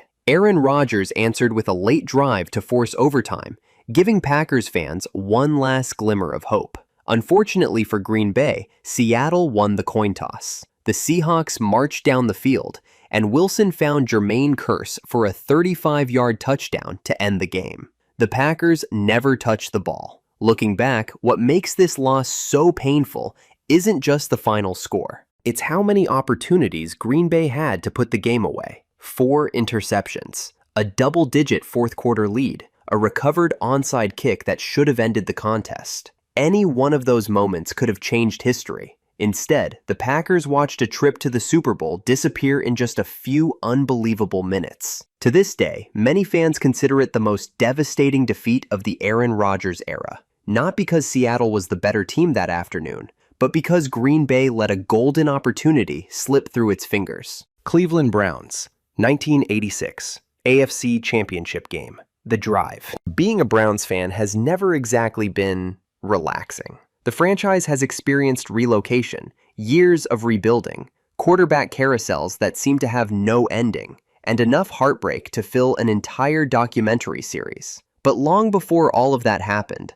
one game changed the course of Cleveland football forever. It's simply known as the drive. The 1986 Browns were one of the best teams in the AFC. Led by quarterback Bernie Kosar, Cleveland finished the regular season 12-4 and earned home field advantage throughout the conference playoffs. The Browns had already won 2 playoff games and were just one victory away from reaching their first Super Bowl. Standing in their path were the Denver Broncos, led by a young quarterback named John Elway. Late in the fourth quarter, Cleveland appeared to have done enough. Running back Ernest Biner had scored to give the Browns a 20-13 lead with just over 5 minutes remaining. Denver took possession at its own 2-yard line, needing to drive 98 yards just to tie the game. 98 yards. Against one of the league's best defenses. Most fans inside Cleveland Municipal Stadium were already thinking about the Super Bowl. John Elway had other plans. What followed became one of the greatest quarterback drives in NFL history. Elway calmly completed pass after pass,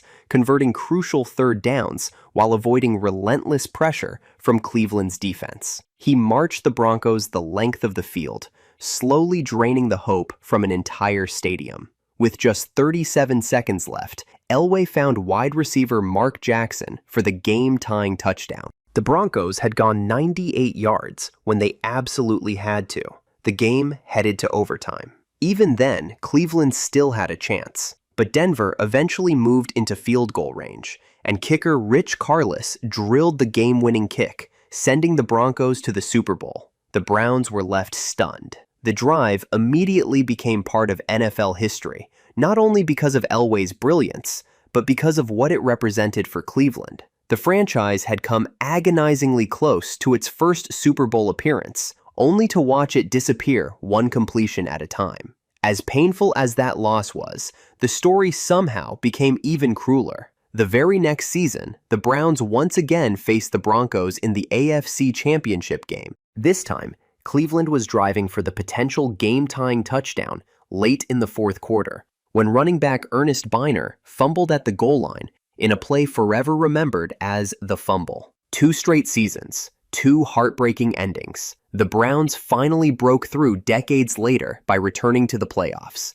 but they've still never appeared in a Super Bowl. For many Cleveland fans, it all traces back to one legendary 98-yard march. Around the league, it's remembered as one of John Elway's greatest moments. In Cleveland, it's simply remembered as the day everything slipped away. New England Patriots, Super Bowl 42. Choosing the most painful loss in Patriots history is a little different than it is for most franchises. After all, when you've won 6 Super Bowls, heartbreak is a relative term. But even with all that success, one loss still stands above the rest. Not because it ended a great season, because it ended what could have been the greatest season in NFL history. The 2007 Patriots were a machine.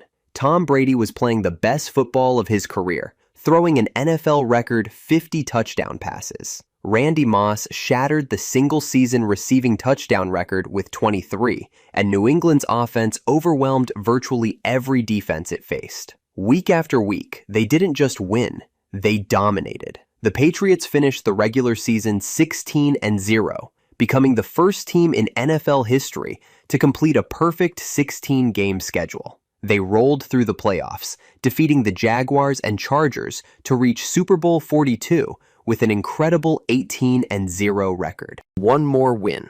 That's all that stood between New England and football immortality. Standing across the field were the New York Giants. Most analysts expected the Patriots to win comfortably. The Giants had entered the playoffs as a wild card team and were heavy underdogs. But from the opening kickoff, it was clear this wasn't going to be easy. New York's defensive line relentlessly pressured Brady, disrupting an offense that had looked unstoppable all season. The Patriots still managed to take a 14-10 lead late in the fourth quarter after Brady found Randy Moss for a touchdown with just over 2 minutes remaining. It looked like another storybook ending. Then Eli Manning stepped into the huddle. Facing 3rd and 5 deep in Giants territory, Manning somehow escaped what looked like a guaranteed sack. Several Patriots defenders had him wrapped up, but he broke free and launched a desperate pass downfield. Wide receiver David Tyree pinned the football against his helmet while falling to the ground,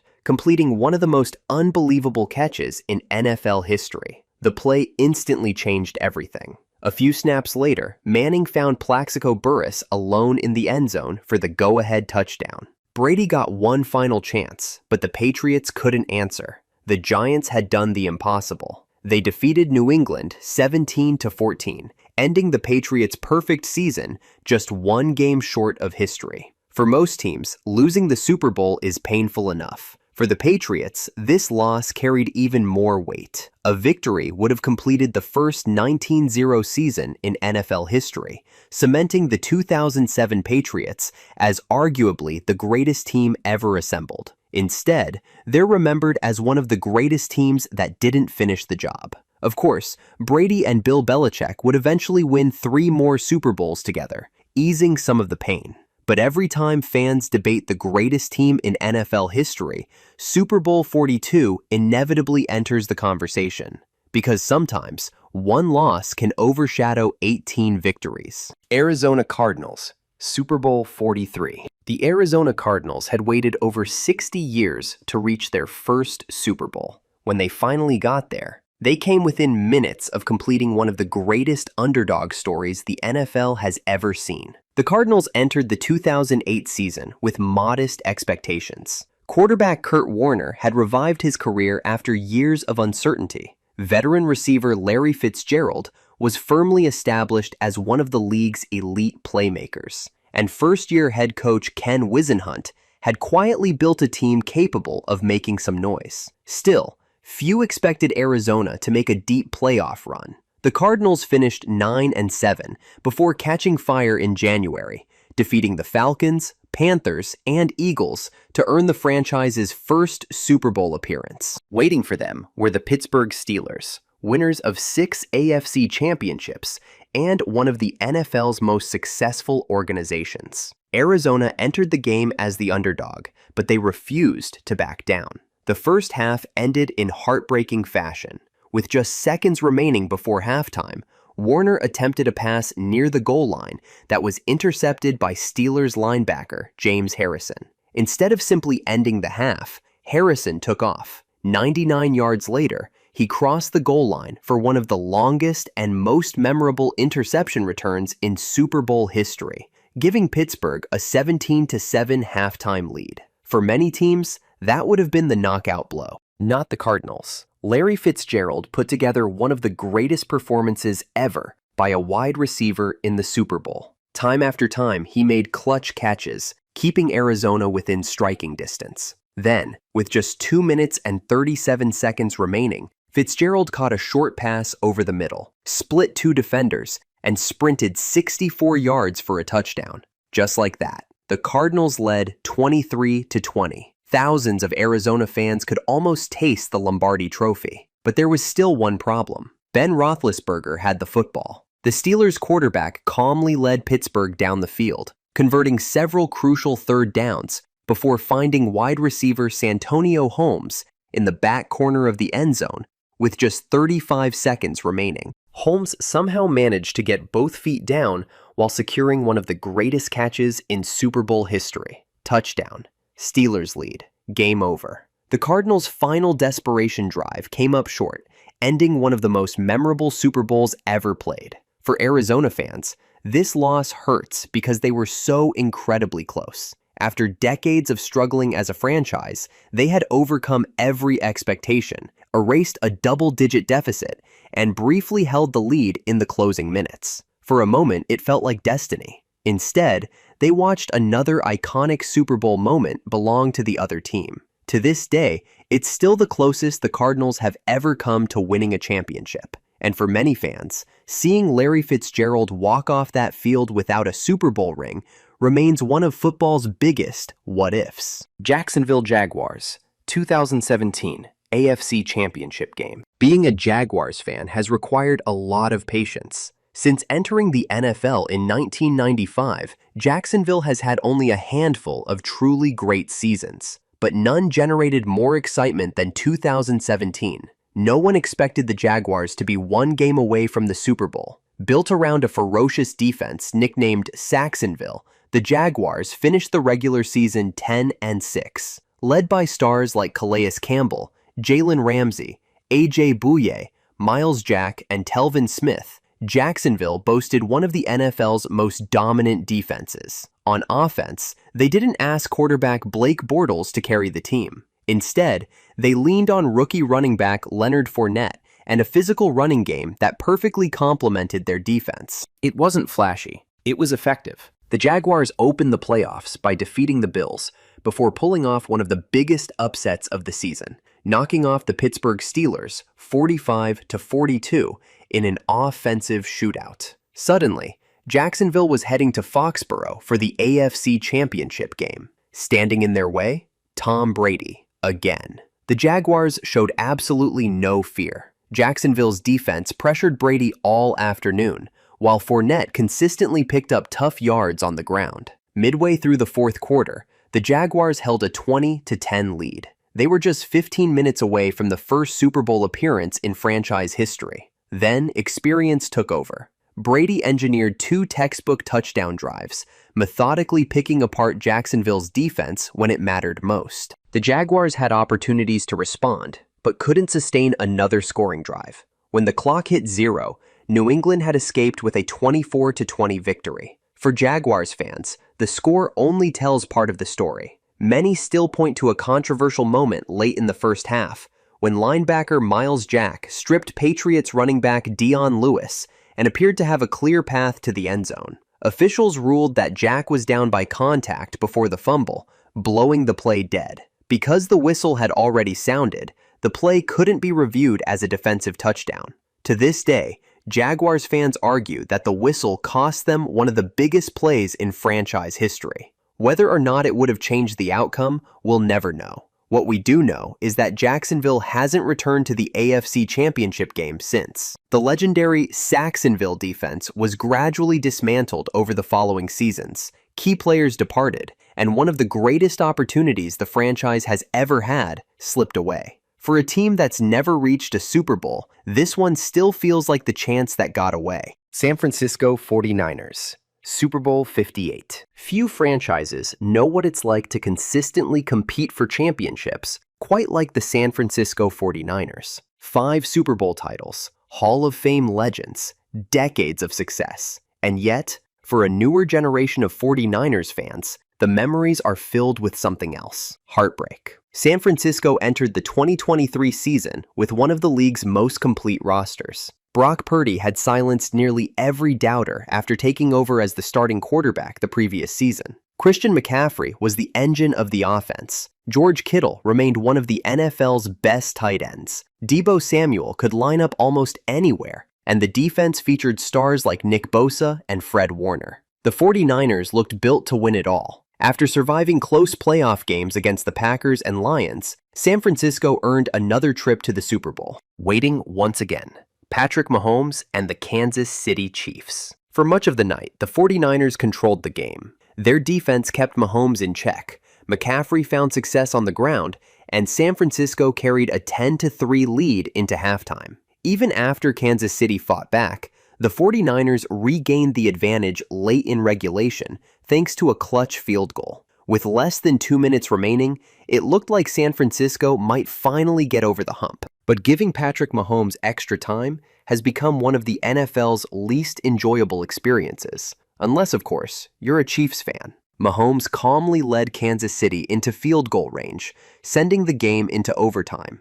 Under the NFL's new postseason overtime rules, both teams were guaranteed a possession. San Francisco received the ball first and settled for a field goal. That meant the Chiefs needed a touchdown to win. Mahomes did exactly what he's done so many times before. He converted key third downs, extended plays with his legs, and patiently marched Kansas City down the field before finding Mecole Hardman wide open in the end zone for the game-winning touchdown. Chiefs 25, 49ers 22. Just like that, another championship slipped away. What makes this loss especially painful is that it wasn't an isolated incident. The 49ers had already lost Super Bowl 47 to the Ravens. They surrendered a fourth-quarter lead against these same Chiefs in Super Bowl 54. They came painfully close again in Super Bowl 58. 3 Super Bowl appearances, 3 heartbreaking defeats. For one of the NFL's proudest franchises,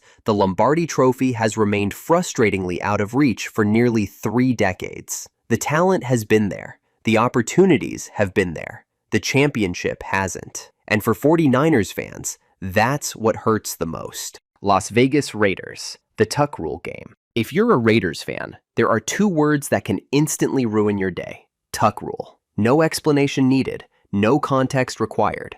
Just those 2 words are enough to spark an argument more than 2 decades later. The 2001 Raiders were one of the AFC's best teams, led by veteran quarterback Rich Gannon, Hall of Fame wide receiver Jerry Rice, and an opportunistic defense. Oakland finished the regular season 10-6 and earned a trip to the divisional round of the playoffs. Their opponent was a young New England Patriots team, led by a quarterback who had only recently taken over as the starter. His name? Tom Brady. At the time, Brady wasn't the 7-time Super Bowl champion we know today. He was simply a promising young quarterback trying to lead the Patriots on a playoff run. The game took place in one of the worst snowstorms in NFL history. With just under 2 minutes remaining, the Raiders held a 13-10 lead. New England faced second down deep in its own territory when Brady dropped back to pass. Raiders cornerback Charles Woodson blitzed off the edge, hit Brady from behind,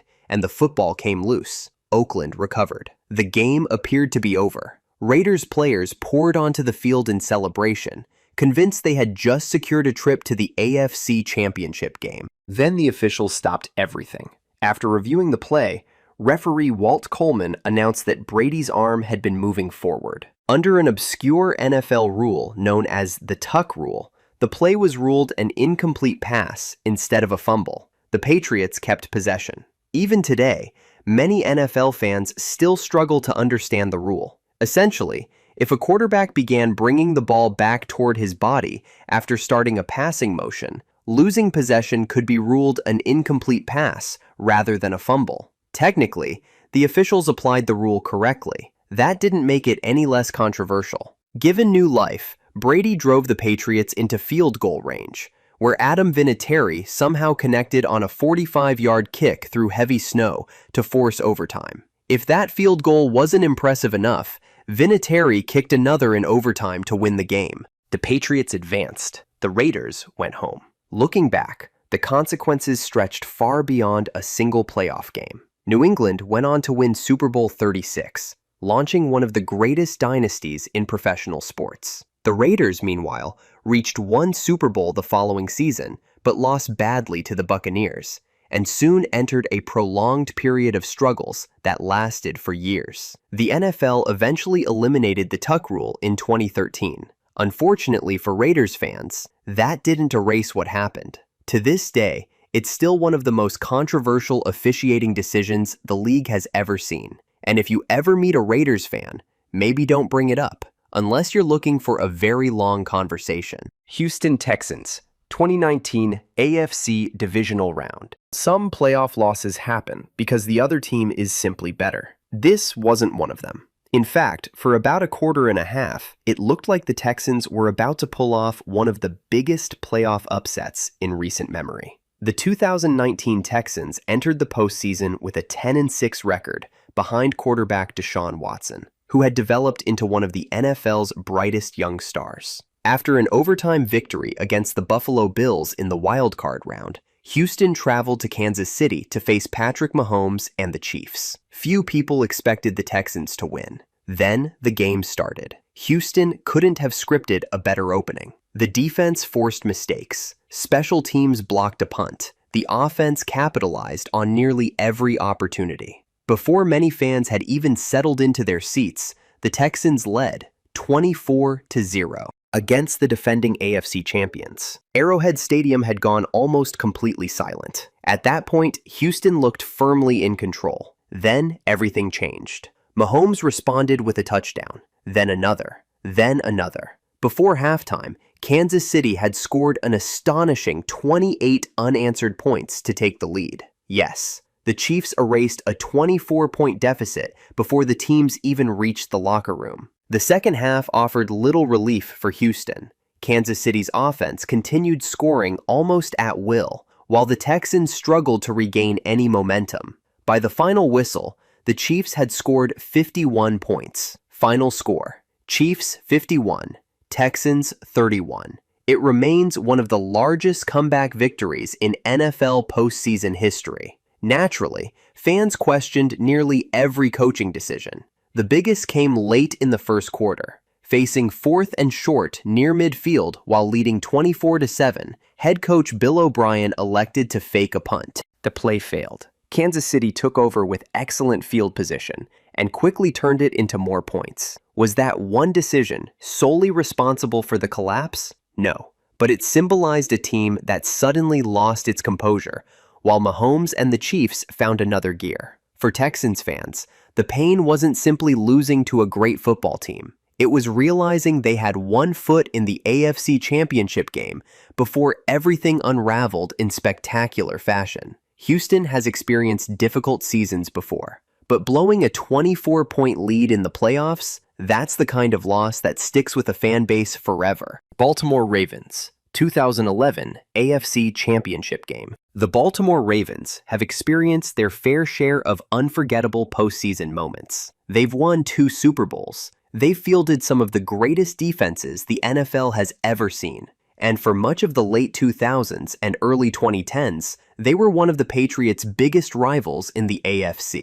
But if there's one game Ravens fans would erase from history, it's the 2011 AFC Championship game. To understand why this loss hurt so much, you first have to understand the rivalry. Every January, it seemed like Baltimore and New England were on a collision course. Ray Lewis, Ed Reed, Terrell Suggs, Haloti Ngata, Joe Flacco, Tom Brady, Bill Belichick. It felt less like a football game and more like a heavyweight title fight. These teams genuinely disliked each other, and the stakes were almost always enormous. The 2011 Ravens entered the playoffs with a 12-4 record and the AFC's second seed. Their defense was still loaded with future Hall of Famers, while Joe Flacco had developed into one of the league's most dependable postseason quarterbacks. After defeating the Houston Texans in the divisional round, Baltimore earned another trip to Foxborough to face Brady and the Patriots. The game lived up to the hype. Neither offense dominated.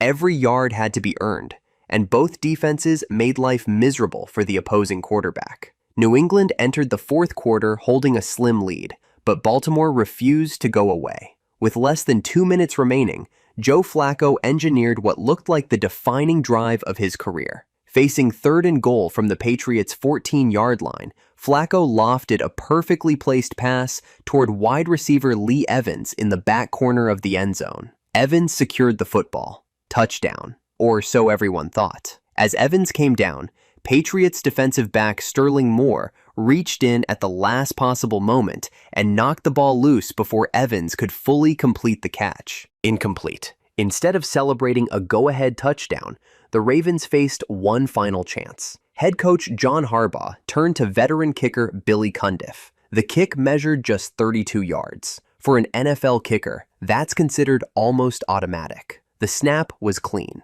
The hold was perfect. Cundiff pushed the kick wide left. No overtime, no second chance. The Patriots escaped with a 23-20 victory and advanced to the Super Bowl. For Ravens fans, the pain came from the fact that they were inches away from winning the game twice. First, Lee Evans was one defensive swipe away from catching the game-winning touchdown. Then, Billy Cundiff was one routine kick away from forcing overtime. Neither happened. The aftermath only made the loss more emotional. Many wondered if Baltimore's championship window had finally closed. Ray Lewis was nearing the end of his career, and the Ravens had suffered another heartbreaking playoff defeat at the hands of New England. Fortunately for Baltimore, the story eventually received a happy ending. The very next season, the Ravens returned to Foxborough for the AFC Championship game. This time, Joe Flacco threw 3 touchdown passes, Baltimore stunned the Patriots, and the Ravens went on to defeat the San Francisco 49ers in Super Bowl 47. That championship softened the pain, but it never completely erased it, because every Ravens fan still remembers the dropped touchdown and the kick that drifted left. Philadelphia Eagles, Super Bowl 57. For years, Eagles fans had one dream: beat Patrick Mahomes in the Super Bowl. In 2022, it looked like that dream was about to come true. The Eagles had assembled one of the most complete rosters in football. Jalen Hurts had taken a massive leap in his development. A.J. Brown transformed the passing attack. The offensive line was arguably the league's best, and Philadelphia's defense recorded an NFL record 70 sacks during the regular season. Everything seemed to be falling into place. The Eagles stormed through the NFC, finishing 14-3 before dominating both the Giants and 49ers in the playoffs to reach the Super Bowl. Standing on the opposite sideline was Patrick Mahomes and the Kansas City Chiefs. From the opening drive, it became obvious fans were witnessing something special. Hurts played arguably the best game of his career. He threw for over 300 yards. He rushed for 3 touchdowns. He consistently answered every challenge Kansas City threw his way. The only blemish came in the second quarter. As Hurts attempted to evade pressure, he lost control of the football. Chiefs linebacker Nick Bolton scooped it up and returned it 36 yards for a touchdown. It was the first fumble returned for a touchdown in Super Bowl history. That single mistake handed Kansas City 7 crucial points. Even so, Philadelphia entered halftime leading 24-14. The Eagles appeared to be in complete control. Then, Mahomes reminded everyone why he's already considered one of the greatest quarterbacks the sport has ever seen. Despite playing on an injured ankle, Mahomes led touchdown drives on every second-half possession that mattered. The Eagles' dominant pass rush, which had terrorized quarterbacks all season, never recorded a single sack. Kansas City's offensive adjustments completely neutralized one of the league's biggest strengths. Still, the game wasn't without controversy. With less than 2 minutes remaining and the score tied, Chiefs receiver Juju Smith-Schuster was flagged for what initially appeared to be an incomplete pass. Instead, officials called defensive holding on Eagles cornerback James Bradberry. The penalty gave Kansas City a fresh set of downs. Rather than scoring immediately, the Chiefs wisely drained the remaining clock before kicking the go-ahead field goal with just 8 seconds left. Philadelphia never got the ball back with enough time to respond. Chiefs 38, Eagles 35. After the game, Bradberry himself admitted he grabbed the receiver and hoped officials wouldn't throw the flag. By rule, it was the correct call. That hasn't stopped Eagles fans from debating it ever since. More than anything, though, this loss hurts because of how well Philadelphia played. Jalen Hurts delivered one of the greatest individual Super Bowl performances ever by a quarterback. The offense scored 35 points. In most Super Bowls, that's more than enough to win. It just happened to come against Patrick Mahomes on one of those nights where every mistake gets punished. The Eagles would return to contention in the years that followed, but Super Bowl 57 remains a painful reminder that sometimes playing great still isn't enough. Sometimes, you simply run into greatness on the other sideline. Los Angeles Chargers, 2006, AFC Divisional Round. If there were an award for finding the most creative ways to lose football games, the Chargers might have an entire trophy case dedicated to it. Missed field goals, late-game collapses, playoff meltdowns. No matter how talented the roster, something always seemed to go wrong. And no game represents that better than the 2006 AFC Divisional Round against the New England Patriots. The Chargers entered the 2006 season looking like the best team in football. They finished an NFL best 14-2 behind MVP running back LaDainian Tomlinson, who rushed for a league record 28 touchdowns. Phillip Rivers had settled into the starting quarterback role after years of waiting behind Drew Brees. Antonio Gates remained one of the league's premier tight ends, and the defense ranked among the NFL's best. Everything pointed toward a Super Bowl run. San Diego earned the AFC's top seed and home field advantage throughout the playoffs. Waiting for them in the divisional round were the Patriots. On paper, the matchup favored the Chargers. The Patriots were experienced, but this wasn't yet the unstoppable dynasty people would later remember. San Diego had more talent across the roster and entered the game as the clear favorite. For much of the afternoon, the Chargers looked like the better team. Their defense pressured Tom Brady. Tomlinson found tough yards on the ground, and the crowd at Qualcomm Stadium sensed something special. Then came one of the most infamous plays in franchise history. Midway through the fourth quarter, with San Diego leading 21-13, Brady threw a pass that was intercepted by safety Marlon McCree. The stadium erupted. The Chargers had just picked off Brady and were moments away from putting the game out of reach. There was only one problem. Instead of simply going to the ground and securing possession, McCree tried to return the interception. As he fought for extra yards, Patriots wide receiver Troy Brown stripped the football away. New England recovered. Instead of ending the drive, the Patriots had a second chance. Brady made the Chargers pay immediately. He led another scoring drive, then connected with Kevin Falk on a crucial 4th-and-5 pass that kept New England's hopes alive. Moments later, Brady found Reach Caldwell for a touchdown before converting the two-point attempt to tie the game. San Diego still had opportunities. Nate Kading, one of the league's most accurate kickers during the regular season, missed a field goal that would have given the Chargers the lead. The Patriots took over, drove into field goal range, and Adam Vinatieri calmly knocked through the game-winning kick. Patriots 24, Chargers 21. The loss was devastating because of everything surrounding it. The Chargers had the league MVP, the AFC's best record, home field advantage, a roster loaded with Pro Bowl talent. Many believed they were the NFL's best team, yet they never reached the AFC Championship game. The defeat also marked the beginning of years of playoff frustration. Despite featuring stars like Tomlinson, Rivers, Gates, Sean Merriman, and Antonio Cromartie, San Diego never reached a Super Bowl with that core. For Chargers fans, the pain isn't tied to one bad call or one miracle catch. It's tied to one decision. Sometimes, the smartest play isn't the spectacular one. Sometimes, you just go down. Cincinnati Bengals, Super Bowl 56. For more than 3 decades, Bengals fans waited for a reason to believe again. After years of playoff disappointments and long stretches of irrelevance, Cincinnati suddenly found itself led by a young quarterback who looked capable of changing everything. Joe Burrow didn't just bring talent, he brought confidence. The Bengals entered the 2021 season coming off a 4-11-1 campaign, so expectations were modest. But behind Burrow, rookie wide receiver Jamar Chase, running back Joe Mixon,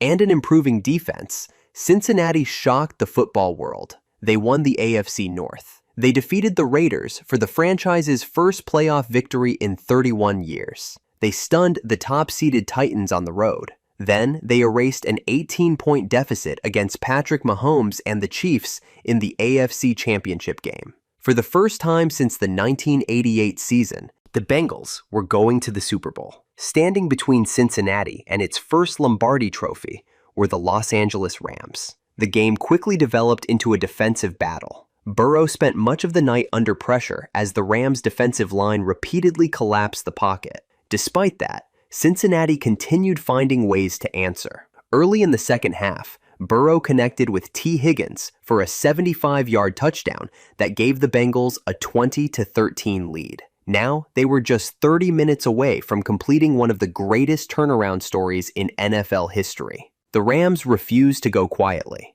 Led by Matthew Stafford, Cooper Kupp, and Aaron Donald, Los Angeles slowly clawed back into the game. Stafford found Kupp for a touchdown to tie things up before Cincinnati managed a field goal to regain the lead. As the fourth quarter wound down, the Rams launched one final drive. Kupp, despite battling injuries and constant double coverage, somehow kept getting open. Inside the final 2 minutes, Stafford found him again for the go-ahead touchdown. The Bengals still had one last chance. Burrow led the offense back onto the field, needing only a field goal to force overtime. Instead, Aaron Donald delivered the play Rams fans will never forget. Facing 4th and 1, Donald burst through the offensive line almost immediately, forcing Burrow to throw an off-balance pass that fell harmlessly to the turf. Game over. Rams 23, Bengals 20. For Cincinnati, the biggest storyline after the game wasn't just the loss, it was the offensive line.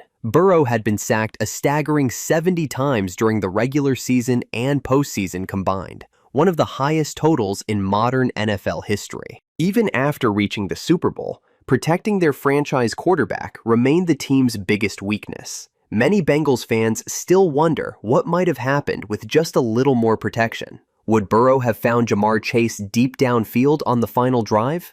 Would Cincinnati have forced overtime? Would the franchise finally have won its first Super Bowl? We'll never know. What we do know is that opportunities like this don't come around often. The Bengals returned to the AFC Championship game the following season, but fell just short of another Super Bowl appearance. Since then, injuries and fierce competition in the AFC have made the road even more difficult. For a fan base that had waited 33 years just to get back to football's biggest stage, losing by a field goal made the pain even harder to accept. Because for one unforgettable season, it truly felt like destiny was wearing orange and black. Denver Broncos, 2012, AFC Divisional Round, the Mile High Miracle. If there's one thing Broncos fans have learned over the years, it's that no lead is truly safe until the clock hits 0. They've experienced incredible highs, winning 3 Super Bowls with 2 legendary quarterbacks in John Elway and Peyton Manning. But they've also suffered some of the most crushing postseason defeats in NFL history. And perhaps none were more shocking than the 2012 AFC Divisional Round against the Baltimore Ravens. The 2012 season marked Peyton Manning's remarkable return from multiple neck surgeries that many feared would end his career. After being released by the Colts, Manning signed with Denver and immediately transformed the Broncos into Super Bowl contenders. Any concerns about his health disappeared almost instantly. Manning threw for over 4,600 yards and 37 touchdowns. Denver finished 13-3, and the Broncos earned the AFC's #1 seed. With home field advantage throughout the playoffs, expectations were sky high. Many analysts believed the road to the Super Bowl ran straight through Denver. Their first opponent was the Baltimore Ravens. From the opening kickoff, the game delivered exactly what everyone hoped for. Big plays, lead changes, 2 veteran quarterbacks trading blows. Joe Flacco found Torrey Smith for 2 early touchdowns, but Manning responded with scoring drives of his own, keeping Denver in control as the game entered the 4th quarter. With just over a minute remaining, the Broncos led 35-28. Baltimore had the ball at its own 30-yard line. The Ravens had no timeouts. Denver fans could practically hear the AFC Championship game calling their name. All the Broncos needed was one defensive stop. Instead, they gave up one of the most unforgettable plays in playoff history. Facing 3rd and 3, Joe Flacco dropped back and launched a deep pass down the middle of the field toward Jacoby Jones. Broncos safety Raheem Moore misjudged the football, attempting to make a play instead of simply preventing a deep completion. He completely missed. Jones caught the pass in stride and raced untouched for a 70-yard touchdown. The stadium fell silent. One moment, Denver was celebrating. The next, the game was tied. The play immediately earned a nickname that still gives Broncos fans nightmares: the Mile High Miracle. Even after that devastating mistake, Denver still had opportunities. The Broncos reached overtime with one of the greatest quarterbacks ever under center. But surprisingly, head coach John Fox chose a conservative approach at the end of regulation, allowing the clock to expire rather than letting Manning try to drive into field goal range. That decision remains heavily debated to this day. In overtime, Baltimore's defense forced Manning into one of the rare mistakes of his career. His interception gave the Ravens excellent field position. A few plays later, Justin Tucker drilled the game-winning field goal. Ravens 38, Broncos 35. Looking back, what makes this defeat especially painful is what happened afterward. The Ravens rode that momentum all the way to a Super Bowl championship, defeating the 49ers in Super Bowl 47. Many Broncos fans couldn't help but wonder, What if Raheem Moore had simply knocked the ball down? What if Denver had played more aggressively before overtime? What if Peyton Manning had received just one more chance? The good news for Broncos fans is that redemption eventually came. 3 years later, Manning led Denver to a victory in Super Bowl 50 before walking away from the game as a champion. But even that championship hasn't completely erased the memory of the mile-high miracle. Because sometimes, one mistake is all it takes to turn a championship season into one giant what-if. New Orleans Saints, the Minneapolis Miracle. Saints fans have endured plenty of heartbreaking playoff exits. The infamous no call in the 2018 NFC Championship game immediately comes to mind. And many younger fans would argue that's the franchise's most painful defeat. But while the officiating controversy against the Rams was undoubtedly devastating, we're giving the slight edge to the Minneapolis Miracle because of just how sudden and unbelievable it was. The Saints entered the 2017 postseason feeling like legitimate contenders. Drew Brees was still playing at an elite level. Rookie running back Alvin Kamara had taken the league by storm. Mark Ingram formed one of the NFL's best backfields alongside him, and head coach Sean Payton had rebuilt a team that finally complemented its legendary quarterback with a strong defense. After defeating the Panthers in the wild card round, New Orleans traveled to Minnesota to face the Vikings in the divisional round. For much of the game, the Vikings controlled the action. Minnesota built a 17-0 lead, while the Saints struggled to find any rhythm offensively. But if there's one thing football fans learned about Drew Brees over the years, it's never count him out. Brees engineered an incredible comeback, leading 3 second-half touchdown drives. Then, with just 25 seconds remaining, kicker Will Lutz nailed a field goal to give New Orleans a dramatic 24-23 lead. The Saints sideline erupted. Players hugged one another. Fans watching back home could almost taste another NFC Championship appearance. There was just one problem. 25 seconds is an eternity when you leave one play open. Minnesota took over at its own 25-yard line, needing only a field goal. After 2 quick completions, the Vikings faced 3rd and 10 from their own 39 with just 10 seconds left. Quarterback Case Keenum dropped back and fired a pass towards Stephon Diggs along the right sideline. Saints rookie safety Marcus Williams came charging downhill, attempting to make a game-saving tackle. He completely missed. Williams flew underneath Diggs, taking out his own teammate in the process. Diggs kept his balance. There wasn't another defender between him and the end zone. As the clock expired, Diggs sprinted the remaining distance for a 61-yard game-winning touchdown. The stadium exploded. The Vikings had produced the first walk-off touchdown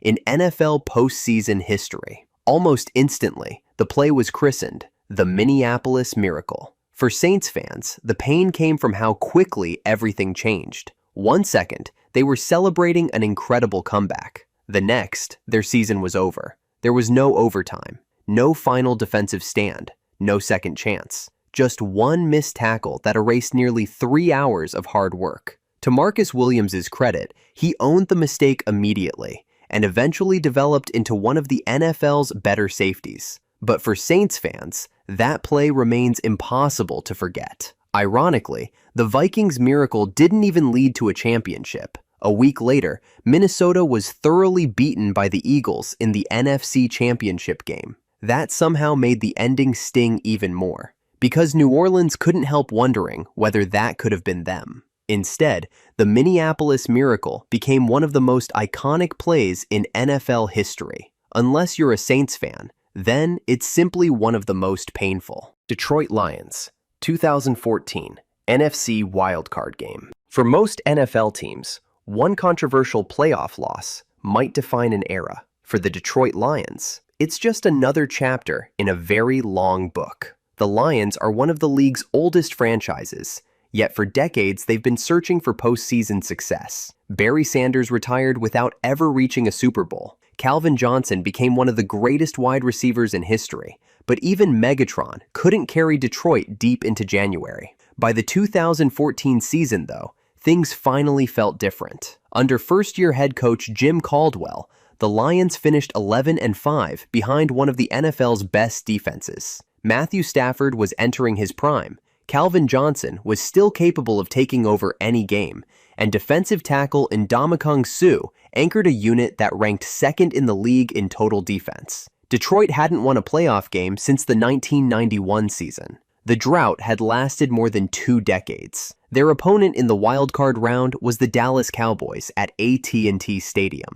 The game couldn't have started much better. The Lions jumped out to a 14-0 lead, and even after Dallas settled down, Detroit carried a 20-7 advantage into halftime. Everything was lining up for the franchise's biggest postseason victory in years. Then, the Cowboys slowly fought back. Tony Romo found Dez Bryant for key completions. DeMarco Murray continued grinding out tough yards. And by the fourth quarter, Dallas had trimmed the deficit to just 3 points. But the defining moment came with just over 8 minutes remaining. Facing 3rd and 1 near midfield, Matthew Stafford lofted a deep pass toward tight end Brandon Pettigrew. Cowboys linebacker Anthony Hitchens made significant contact with Pettigrew before the football arrived. The officials immediately threw a flag: defensive pass interference. It looked like Detroit would receive a first down deep in Dallas territory, giving the Lions an excellent opportunity to extend their lead. Then something almost never seen in the NFL happened. After a discussion among the officiating crew, the flag was picked up. No penalty, no first down. The Lions were forced to punt. To this day, it's one of the most debated officiating decisions in recent playoff history. Many fans, analysts, and even former officials have argued the contact easily warranted a pass interference call. Others believe the officials got it right. Regardless of which side you fall on, there's no denying the momentum changed completely after that sequence. Dallas marched down the field, and Tony Romo connected with Terrence Williams for the go-ahead touchdown. Detroit still had another opportunity, but on 4th and 3, Stafford's pass fell incomplete, ending the Lions' comeback hopes. Cowboys 24, Lions 20. Was the picked-up flag the only reason Detroit lost? No. The Lions also failed to convert several key third downs, settled for field goals instead of touchdowns, and chose to punt on 4th and 1 late in the game rather than keeping the offense on the field. Still, whenever Lions fans revisit this game,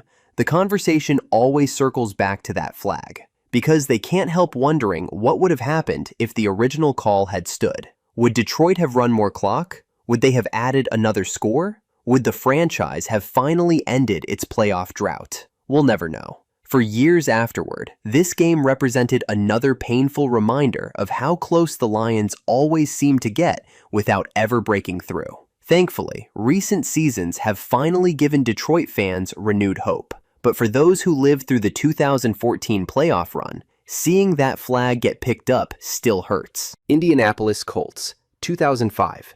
AFC Divisional Round. Some losses hurt because your team gets blown out. Others hurt because your biggest rival celebrates on your home field. For Colts fans, it was both. The 2005 Indianapolis Colts looked unstoppable. Peyton Manning was at the peak of his powers. Edgerrin James rushed for over 1,500 yards. Marvin Harrison and Reggie Wayne formed one of the most dangerous receiving duos in football, while Dwight Freeney led a defense that excelled at pressuring opposing quarterbacks. Indianapolis raced to a 13-0 start before resting starters late in the season, finishing 14-2 and earning the AFC's top seed. Many experts considered them the best team in football. Some even predicted they'd cruise to the franchise's first Super Bowl since relocating from Baltimore. Standing in their way were the Pittsburgh Steelers. Although Pittsburgh entered the playoffs as the 6th seed, they were far more dangerous than their record suggested.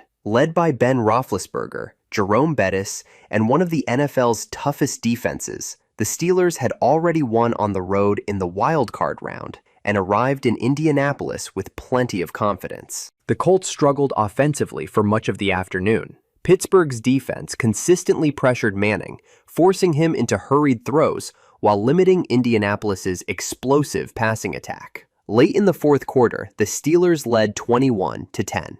The Colts suddenly came alive. Manning orchestrated a quick touchdown drive, cutting the deficit to 21-18 and setting up one of the wildest finishes in playoff history. With just over a minute remaining, Steelers running back Jerome Bettis appeared ready to ice the game. Instead, he fumbled. It was one of the most shocking turnovers of his Hall of Fame career. The Colts recovered, and suddenly Peyton Manning had the ball with a chance to steal the game. It looked like destiny. Then another unforgettable play unfolded. On second down, Manning completed a short pass to Reggie Wayne before handing the ball to running back Nick Harper, who had nothing but open field ahead of him. There was only one player left to beat: Ben Roethlisberger. The Steelers' quarterback dove headfirst and somehow managed to trip Harper by the ankle, saving what almost certainly would have been the game-winning touchdown. It's still considered one of the greatest hustle plays in NFL playoff history. Indianapolis managed to move into field goal range, giving legendary kicker Mike Vanderjagt an opportunity to send the game into overtime. Vanderjagt had built a reputation as one of the NFL's most accurate kickers, but under the biggest pressure of his career, he missed. Not just wide, very wide. The kick sailed well to the right of the uprights. Steelers players stormed the field. The Colts stood in disbelief. For Indianapolis, the loss was crushing because everything had been perfectly set up. Home field advantage, the league's best record, an MVP quarterback, an explosive offense, and a clear path toward the Super Bowl. Instead, their season ended before they even reached the AFC Championship game. The good news? The Colts didn't have to wait long for redemption. The following season, Peyton Manning finally broke through, leading Indianapolis to a victory in Super Bowl 41. That championship softened the blow. But for many Colts fans, 2005 will always be remembered as the year the better team didn't finish the job. Sometimes, all it takes is one fumble, one tackle, and one missed kick to change an entire season. Dallas Cowboys, 2007, NFC Divisional Round. When people talk about the Dallas Cowboys, one phrase always seems to come up: America's team.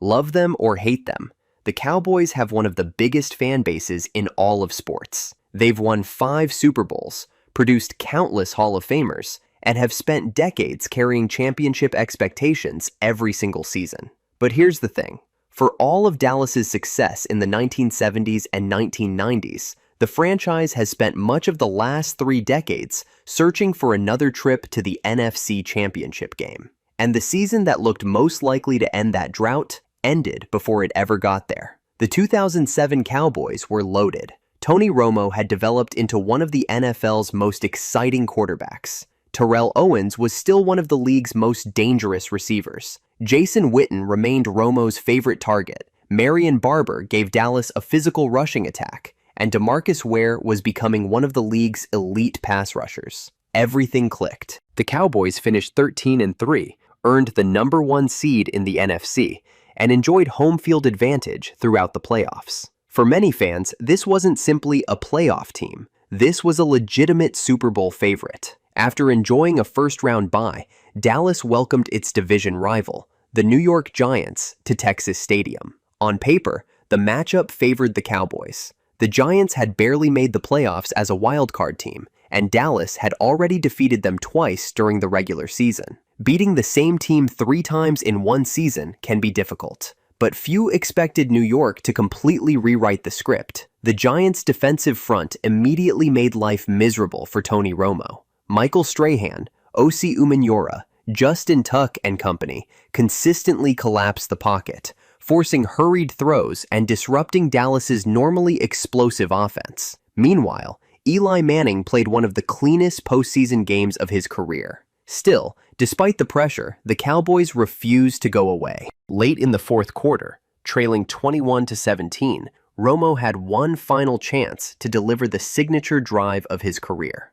Dallas marched into Giants territory. The crowd stood on its feet. One touchdown would send the Cowboys to the NFC Championship game. Facing 3rd and 11 with just over 20 seconds remaining, Romo launched a deep pass toward Patrick Creighton. The receiver had managed to get behind the defense. If Creighton keeps running, there's a very good chance he scores. Instead, he appeared to slow down slightly while tracking the football. The pass fell just beyond his reach. One play later, Romo fired toward the end zone looking for tight end Jason Witten. Cornerback R.W. McCourt stepped in front of the pass and intercepted it. Game over. The Giants had stunned the top seed. For Cowboys fans, this loss represented far more than one disappointing afternoon. It marked the beginning of an era filled with postseason frustration.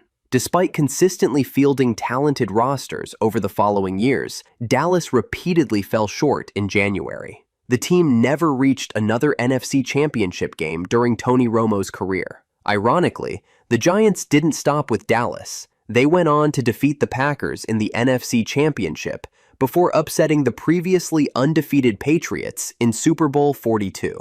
That championship run transformed New York into a legendary underdog story. For Dallas fans, it simply served as a reminder that what looked like the start of another championship era had ended before it truly began. To this day, many Cowboys fans believe the 2007 team was talented enough to win it all. Instead, it's remembered as one of the greatest missed opportunities in franchise history. Kansas City Chiefs, 2018 AFC Championship Game. Considering everything the Chiefs have accomplished over the past several years, this choice might seem surprising. 3 Super Bowl championships in 5 seasons. Patrick Mahomes rewriting record books. A modern dynasty that has defined the NFL. Heartbreak doesn't exactly come to mind, but before the confetti, there was one loss that nearly every Chiefs fan still remembers. The 2018 AFC Championship Game. The 2018 season marked Patrick Mahomes' first year as Kansas City's full-time starting quarterback. After spending his rookie season learning behind Alex Smith, Mahomes exploded onto the scene in spectacular fashion. He threw for over 5,000 yards, 50 touchdown passes, won league MVP, and instantly became the face of the NFL. The Chiefs finished 12-4, earning the AFC's top seed and home field advantage. Arrowhead Stadium prepared to host its first AFC Championship game. The atmosphere was unlike anything the city had experienced in decades. Standing on the opposite sideline,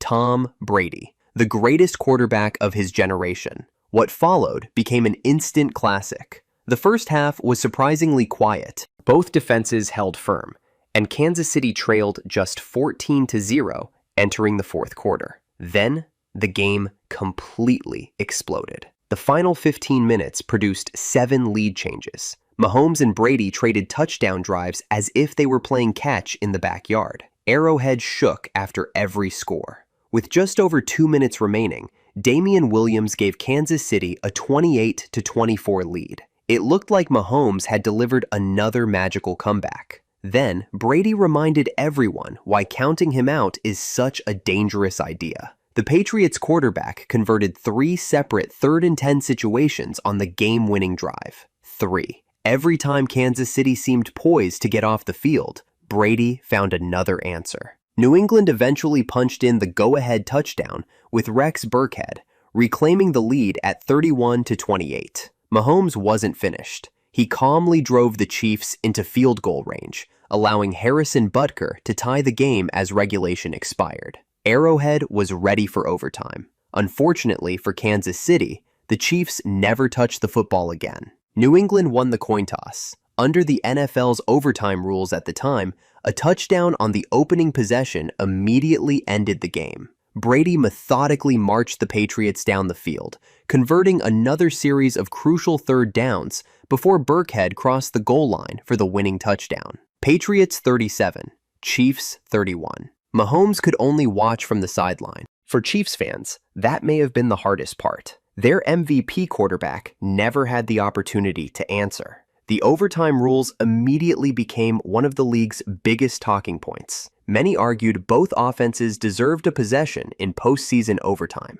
The NFL eventually agreed, modifying the playoff overtime format several years later to guarantee each team at least one possession unless the defense scores. In many ways, this heartbreaking defeat became the foundation of Kansas City's dynasty. The loss fueled Mahomes, Andy Reid, Travis Kelce, and the rest of the organization. 1 year later, they won Super Bowl 54. Then they won again, and again. Looking back, the 2018 AFC Championship almost feels like the final lesson the young Chiefs needed before becoming football's newest powerhouse. Even so, Chiefs fans will always wonder what might have happened if Mahomes had simply been given one more possession, one more drive, one more chance to change history. Washington Commanders, 2012 NFC wildcard game. For Washington fans, the 2012 season felt like the beginning of something special. After years of mediocrity, quarterback changes, and disappointing finishes,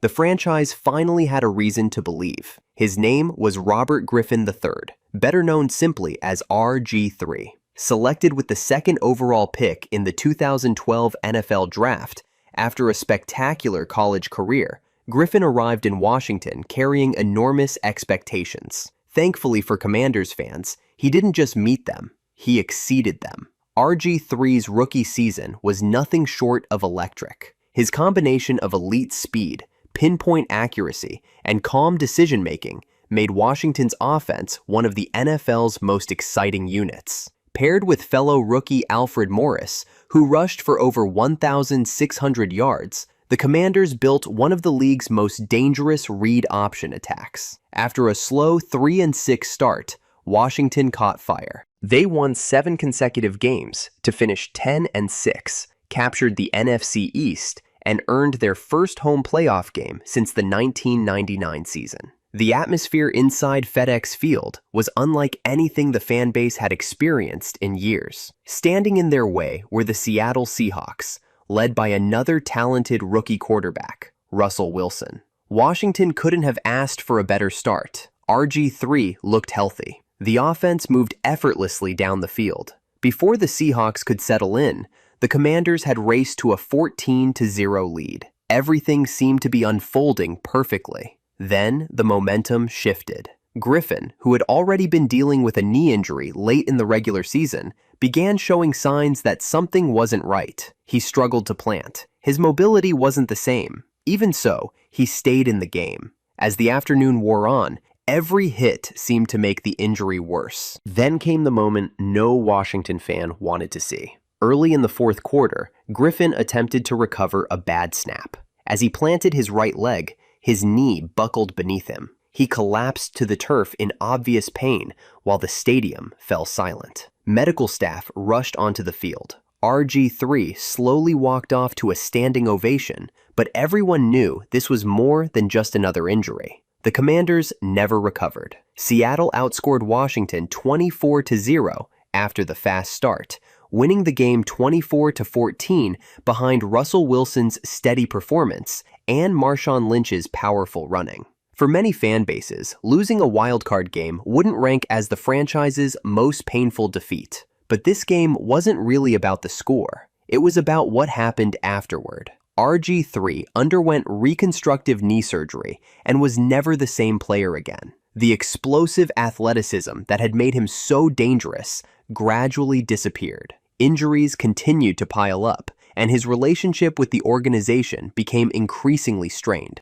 Within just a few years, the player many believed would transform the franchise was gone. To this day, Washington fans still debate whether Griffin should have been removed from the game earlier. Head coach Mike Shanahan has defended the decision, while others argue the coaching staff took an unnecessary risk with the future of the franchise. We'll never know what RG3's career might have become had that afternoon unfolded differently. What we do know is this: for one magical season, Washington looked like it had found its next superstar quarterback. Then, in the span of a single playoff game, that dream began slipping away. Sometimes, the most painful loss isn't about losing the game. It's about losing what the future could have been. Carolina Panthers, Super Bowl 50. The Carolina Panthers entered the 2015 season with plenty of talent. Few people expected them to become one of the most dominant teams in football. Led by quarterback Cam Newton, the Panthers stormed through the regular season with a 15-1 record. Newton was virtually unstoppable, combining his powerful arm with his ability to make defenders miss as a runner. He threw for 35 touchdowns. He rushed for another 10. He was named the NFL's most valuable player. Every Sunday seemed to produce another highlight, another Superman celebration, another reminder that the Panthers were the team to beat. Carolina cruised through the NFC playoffs, defeating the Seahawks before overwhelming the Arizona Cardinals in the NFC Championship game. For the second time in franchise history, the Panthers were headed to the Super Bowl. Standing between them and their first Lombardi trophy were the Denver Broncos. At first glance, the matchup appeared to favor Carolina. The Panthers possessed the league's highest scoring offense, while Denver relied primarily on its defense. Peyton Manning, now in the final season of his career, was no longer putting up the incredible numbers that had defined his prime. Many analysts picked Carolina to win comfortably. Denver had other ideas. From the opening drive, the Broncos' defense completely disrupted Carolina's offense. Von Miller delivered one of the greatest defensive performances in Super Bowl history, relentlessly pressuring Cam Newton and forcing him out of rhythm. Midway through the first quarter, Miller beat left tackle Michael Orr around the edge and stripped Newton from behind. The loose football bounced into the end zone, where defensive end Malik Jackson recovered it for the game's first touchdown. It immediately changed the tone of the night. Carolina struggled to establish any offensive consistency. Every big play seemed to be answered by another sack, another pressure, or another turnover. Still, the Panthers remained within striking distance entering the fourth quarter. Then, disaster struck again. Miller recorded another strip sack, giving Denver possession deep inside Carolina territory. A few plays later, the Broncos extended their lead to 24-10. The Panthers never seriously threatened again. As confetti rained down, the Broncos celebrated Peyton Manning's second Super Bowl victory and the perfect ending to one of the greatest careers in NFL history. For Carolina fans, however, the game represented something entirely different. It marked the end of the best season in franchise history. The Panthers had looked nearly unbeatable for 4 months. Cam Newton was playing the best football of his career. The offense seemed capable of scoring against anyone. Yet, on the sport's biggest stage, they ran into one of the greatest defensive units of the modern era. The loss also changed the trajectory of the franchise. Newton continued battling injuries over the next several seasons, particularly to his shoulder and foot. Although he remained a dynamic player, he never quite recaptured the MVP form that made him nearly unstoppable in 2015. Eventually, Carolina moved in a different direction, closing the chapter on one of the most exciting eras in team history.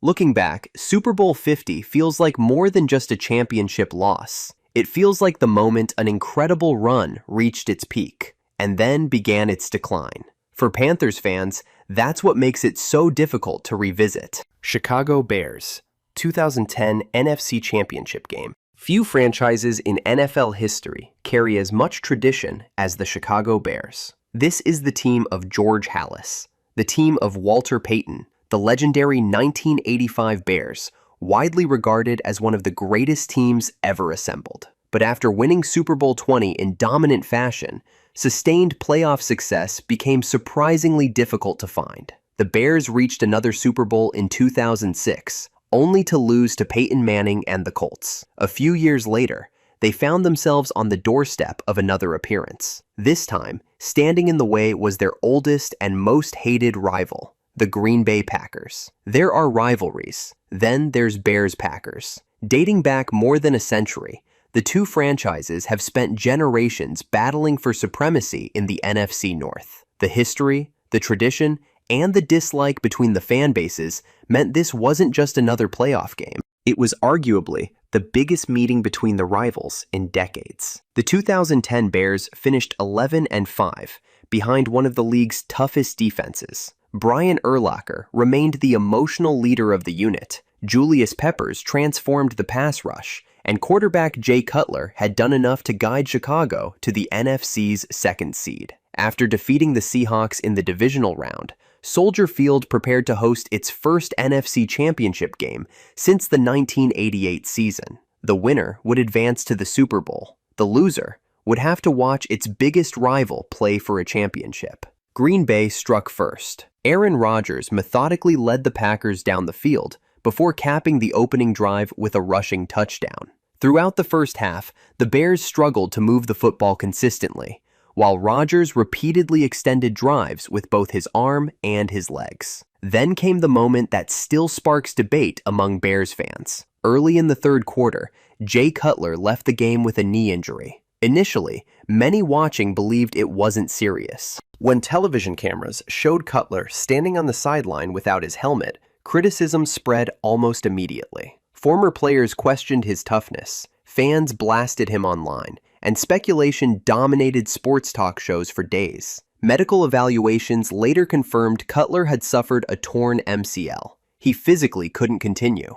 Unfortunately, by then, the narrative had already taken on a life of its own. Backup quarterback Todd Collins struggled before third-string quarterback Caleb Haney unexpectedly provided a spark. Haney threw a touchdown pass and briefly gave Chicago hope, but he also threw 2 costly interceptions, including one returned for a touchdown by Packers defensive tackle B.J. Raji. The Bears mounted one final drive late in the fourth quarter. Haney found Earl Bennett for a touchdown, cutting the deficit to 21-14. One defensive stop would have given Chicago another opportunity. It never came. The Packers ran out the clock. Green Bay celebrated an NFC championship inside Soldier Field. For Bears fans, that image alone was painful enough. Watching your oldest rival celebrate on your home field is never easy. Watching them go on to win the Super Bowl, even worse. To this day, many Bears fans wonder what might have happened if Cutler had stayed healthy.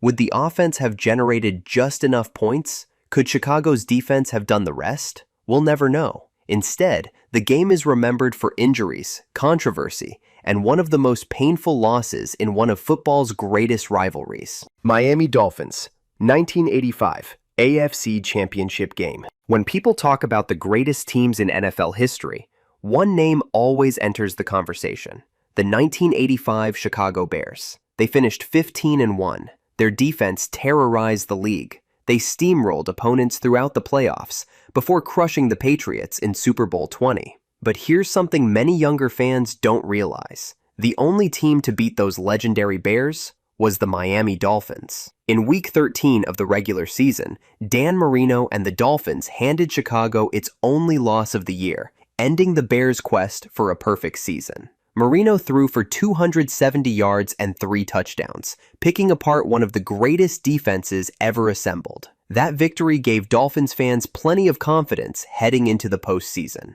Miami finished 12-4 and earned another trip to the AFC Championship game, where they hosted the New England Patriots. The Patriots had already surprised many by defeating the Jets and Raiders on the road to become the first wildcard team to reach the AFC Championship. Still, Miami entered the game as the favorite. After all, they had Dan Marino, the league's most dangerous passing attack, and home field advantage. What could possibly go wrong? Almost everything. From the opening kickoff, New England controlled the game. The Patriots dominated the line of scrimmage, forced key turnovers, and repeatedly frustrated Miami's high-powered offense. Dan Marino, who had looked nearly unstoppable throughout the season, struggled under relentless pressure. The Dolphins simply couldn't find any rhythm. By the fourth quarter, it was obvious this wasn't going to be their day. The Patriots cruised to a stunning 31-14 victory, ending Miami's season and advancing to the first Super Bowl in franchise history. For most teams, losing an AFC Championship game would be painful enough. For Dolphins fans, what happened next made it even worse. A few weeks later, those same Patriots were demolished 46-10 by the Bears in Super Bowl 20. Immediately, the question started. Would Miami have matched up better? Could Dan Marino have beaten Chicago a second time? Would the Dolphins have prevented one of the greatest teams ever from winning the championship? No one knows. But because Miami was the only team to defeat the Bears that season, many fans genuinely believed they had a better chance than New England. Instead, Marino never returned to another Super Bowl. Despite one of the greatest quarterback careers the sport has ever seen, he retired without a championship ring. For Dolphins fans, that's perhaps the most painful part of all. The franchise had one of the greatest passers in NFL history, one of the greatest offensive minds of the era, and multiple opportunities to compete for championships. Yet, the closest Marino ever came to lifting the Lombardi Trophy was his second season in the league. The 1985 AFC Championship wasn't just a missed opportunity. It marked the beginning of one of the NFL's greatest what-if stories. What if the Dolphins had gotten one more shot at the Bears? Football fans have been debating that question for nearly 40 years. New York Jets, 2010 AFC Championship game. Being a Jets fan has never been for the faint of heart. The franchise hasn't appeared in a Super Bowl since winning Super Bowl III behind Joe Namath's famous guarantee. Since then, there have been flashes of hope, exciting playoff runs, and a long list of quarterbacks expected to change everything. But none of those teams came closer to ending the drought than the 2010 New York Jets. The Jets entered the season with sky-high expectations. Head coach Rex Ryan wasn't exactly known for lacking confidence. From the day he arrived in New York, he made it clear his goal wasn't simply to compete, it was to win the Super Bowl. Ryan had assembled a roster capable of doing just that. Mark Sanchez wasn't asked to carry the offense by himself. Instead, the Jets relied on a dominant offensive line, a powerful rushing attack featuring LaDainian Tomlinson and Sean Green, and one of the NFL's nastiest defenses. Darrelle Revis was in the middle of his legendary Revis Island stretch, shutting down opposing receivers every week. Alongside veterans like Bart Scott, David Harris, Antonio Cromartie, and Sean Ellis, New York fielded a defense no quarterback wanted to face. After finishing 11-5, the Jets began one of the most impressive playoff runs in franchise history. First, they stunned Peyton Manning and the Colts in Indianapolis. Then, they traveled to Foxborough and knocked off Tom Brady and the top-seeded Patriots, ending New England's season in convincing fashion. Suddenly, the Jets were one win away from the Super Bowl. Standing in their path were the Pittsburgh Steelers. The AFC Championship couldn't have started much worse. Before many fans had even settled into their seats, Pittsburgh had completely taken control. Ben Roethlisberger led an opening touchdown drive. The Steelers' defense forced mistakes. A Sanchez fumble was returned for a touchdown. By halftime, New York trailed 24-0. It looked like the game and the season were over. But to the Jets' credit, they refused to quit. Sanchez played some of the best football of his young career in the second half. The defense tightened up. Sean Green began finding running lanes, and the Jets slowly chipped away at the lead. Touchdown. Another touchdown. Field goal. With just over 3 minutes remaining,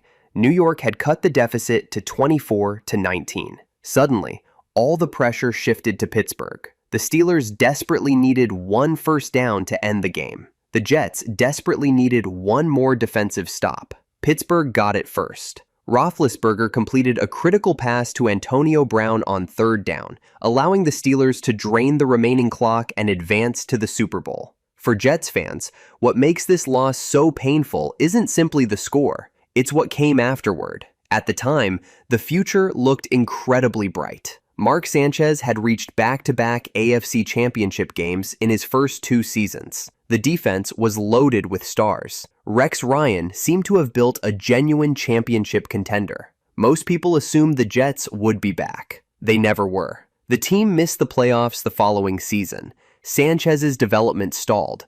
Key veterans began leaving, and one of the NFL's most promising young cores slowly fell apart. More than 15 years later, the Jets are still searching for another AFC Championship appearance. Looking back, the 2010 season wasn't just their best chance to reach the Super Bowl. It may have been the last great opportunity of an entire era. That's why this loss continues to haunt Jets fans. Not because they were blown out, but because they proved they were good enough to come all the way back. They just ran out of time. Pittsburgh Steelers, 2017.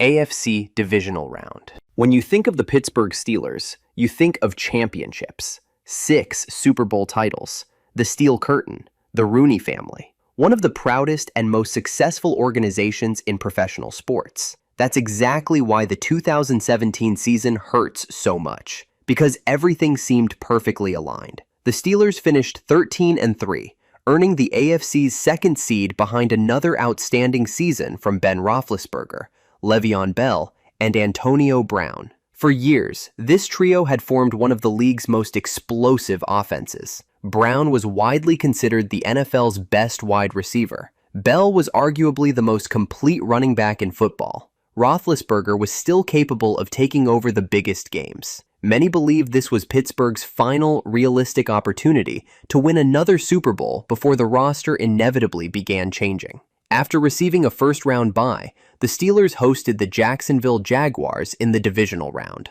On paper, it looked like an ideal matchup.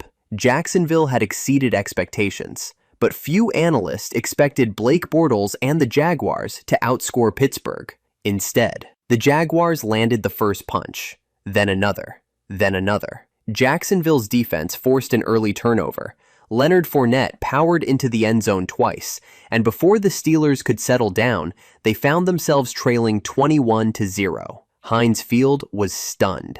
To Pittsburgh's credit, they fought back. Roethlisberger put together one of the greatest statistical playoff performances of his career, throwing for a staggering 469 yards and 5 touchdowns. Normally, those numbers guarantee victory. Not this time. Every time Pittsburgh narrowed the gap, Jacksonville had an answer. Bortles extended drives with timely throws. Fournette continued controlling the clock. The Jaguars even executed a perfectly timed fake punt that kept another crucial drive alive. Still, the Steelers refused to quit. Late in the fourth quarter, Roethlisberger connected with Antonio Brown to cut the deficit to just 7 points. Hope returned. The defense needed one stop. Instead, Jacksonville recovered the onside kick. Game over. Jaguars 45, Steelers 42.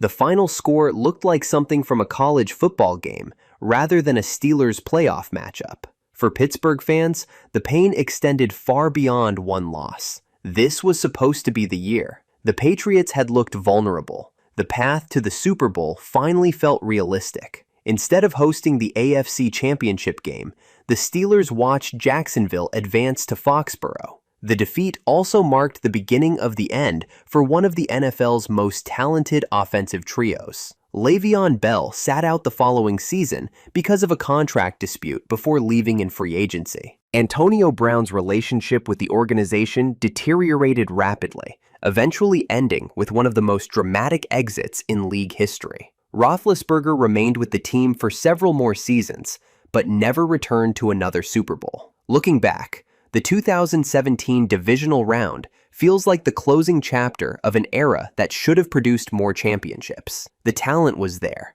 the experience was there, the opportunity was there. But on one cold January afternoon, a Jaguars team with nothing to lose walked into Pittsburgh and slammed the championship window shut. New York Giants, Miracle at the Meadowlands 2. At first glance, picking the most painful loss in New York Giants history seems almost impossible. This is a franchise with 4 Super Bowl championships. They've beaten Tom Brady twice on football's biggest stage, including ending the Patriots' perfect season. They've produced legends like Lawrence Taylor, Eli Manning, and Michael Strahan, and they've delivered countless unforgettable playoff moments. But even with all that success, one regular season game continues to haunt Giants fans. Why? Because they found a way to lose a game that was already over. The date was December 19th, 2010. The Giants hosted their division rivals, the Philadelphia Eagles, in a game with major playoff implications. New York entered the afternoon with a 9-4 record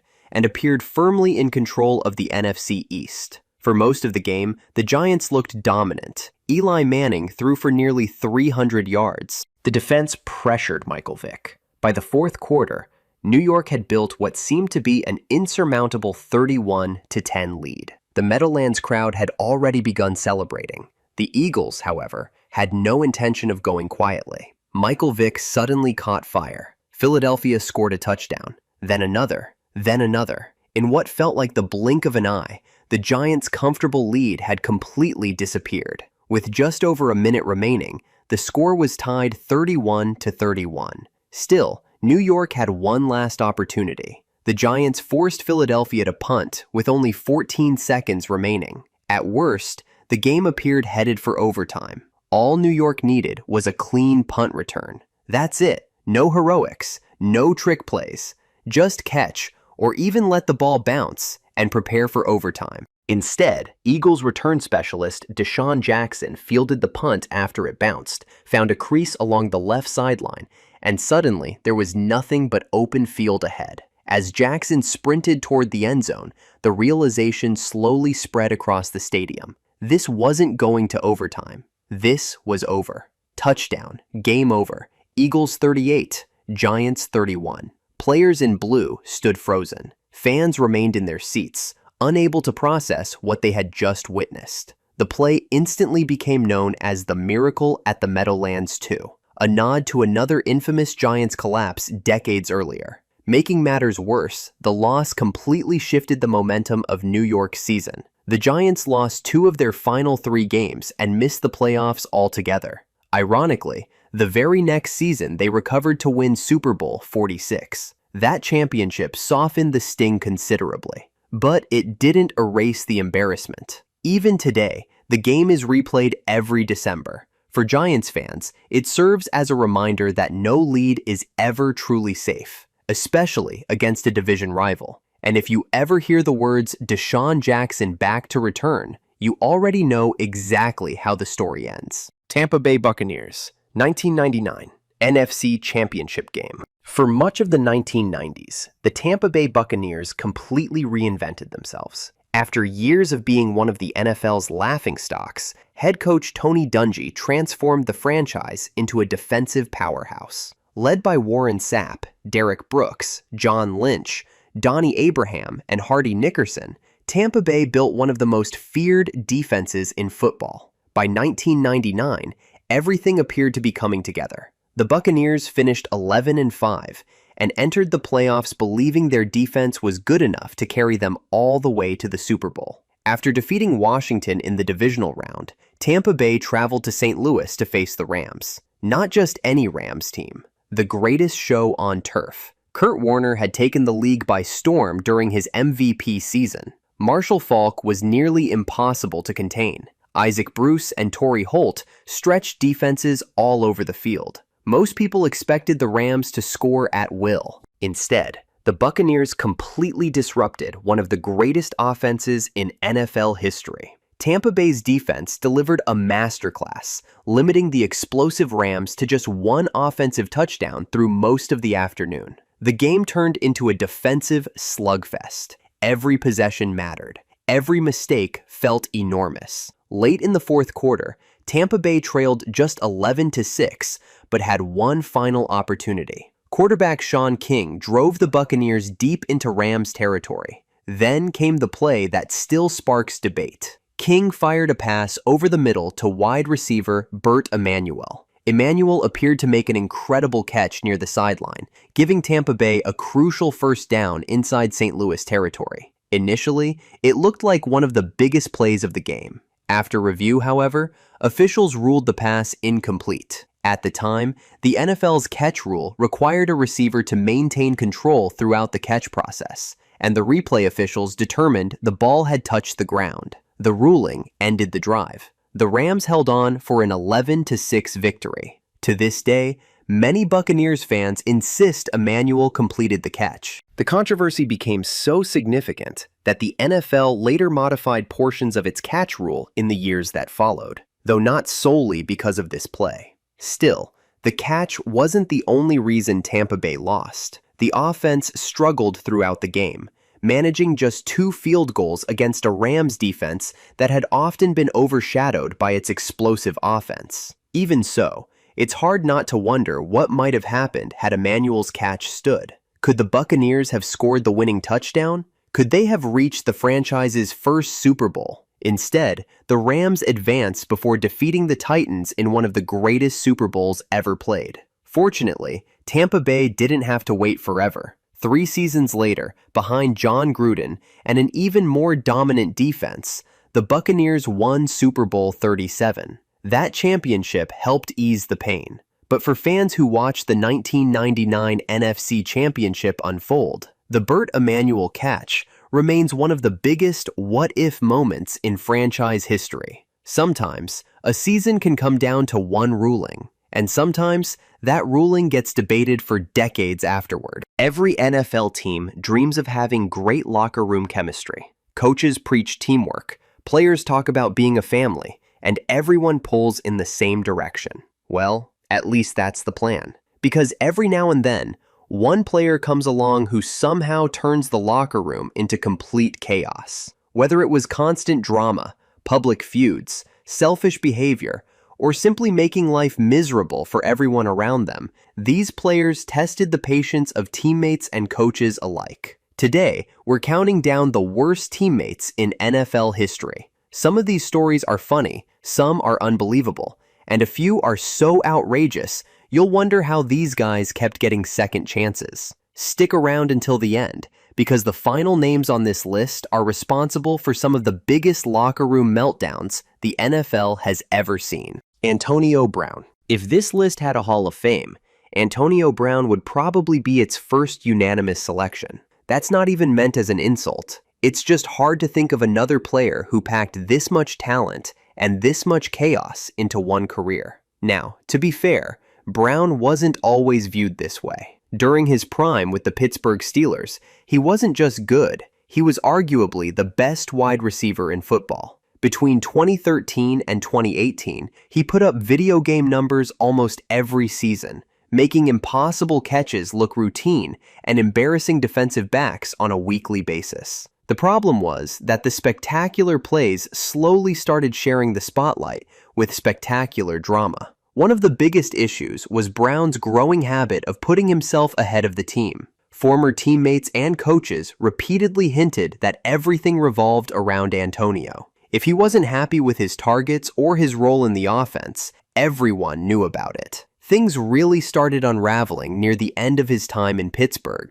Late in the 2018 season, reports surfaced that Brown got into a heated dispute with quarterback Ben Roethlisberger during practice. Instead of working things out, Brown skipped multiple team activities leading up to the Steelers' final regular season game against the Bengals. Head coach Mike Tomlin eventually decided not to play him at all, while the Steelers missed the playoffs. Imagine your team fighting for its postseason life, and your superstar receiver basically clocks out early. That's the football version of your coworker calling in sick on the busiest day of the year, then posting vacation photos 5 minutes later. The Steelers had finally seen enough and traded Brown to the Raiders before the 2019 season. Except the drama somehow got even stranger. Before he even played a regular season snap for Las Vegas, Brown froze his feet during a cryotherapy session because he reportedly didn't wear proper protective footwear. Then came the helmet saga, where he spent weeks fighting the NFL over a helmet model that no longer met league safety standards. When the Raiders fined him for missing practices, Brown responded by posting the fine letter on social media. Because apparently, nothing says healthy workplace communication quite like airing HR paperwork to millions of followers. Things reached another level when Brown had a confrontation with Raiders general manager Mike Mayock. Reports indicated Brown directed insults toward Mayock, and teammates had to step in before the situation escalated further. Just days later, the Raiders released him before he ever played a game for the franchise. He quickly landed with the New England Patriots, but that partnership lasted just one game before off-field allegations led to his release. Then came Tampa Bay. For a while, it actually looked like Brown had turned things around. Playing alongside Tom Brady, he helped the Buccaneers win Super Bowl 55 and contributed as an important piece of the offense. But if there's one thing Antonio Brown's career taught us, it's that calm was usually just the intermission. During a game against the Jets late in the 2021 season, Brown shocked the football world by taking off his jersey, shoulder pads, gloves, and undershirt in the middle of the game. He tossed equipment into the crowd, waved to fans as if he were leading a victory parade, and jogged shirtless into the tunnel while the game was still being played. His teammates stood on the sideline, looking completely stunned. Imagine trying to convert a 3rd and long while your wide receiver is conducting his own farewell tour in the end zone. That moment effectively ended Brown's NFL career. Looking back, what made Antonio Brown such a difficult teammate wasn't just one incident. It was the constant uncertainty. Coaches never knew what distraction might come next. Quarterbacks couldn't always count on him being available. Teammates were regularly forced to answer questions about someone else's behavior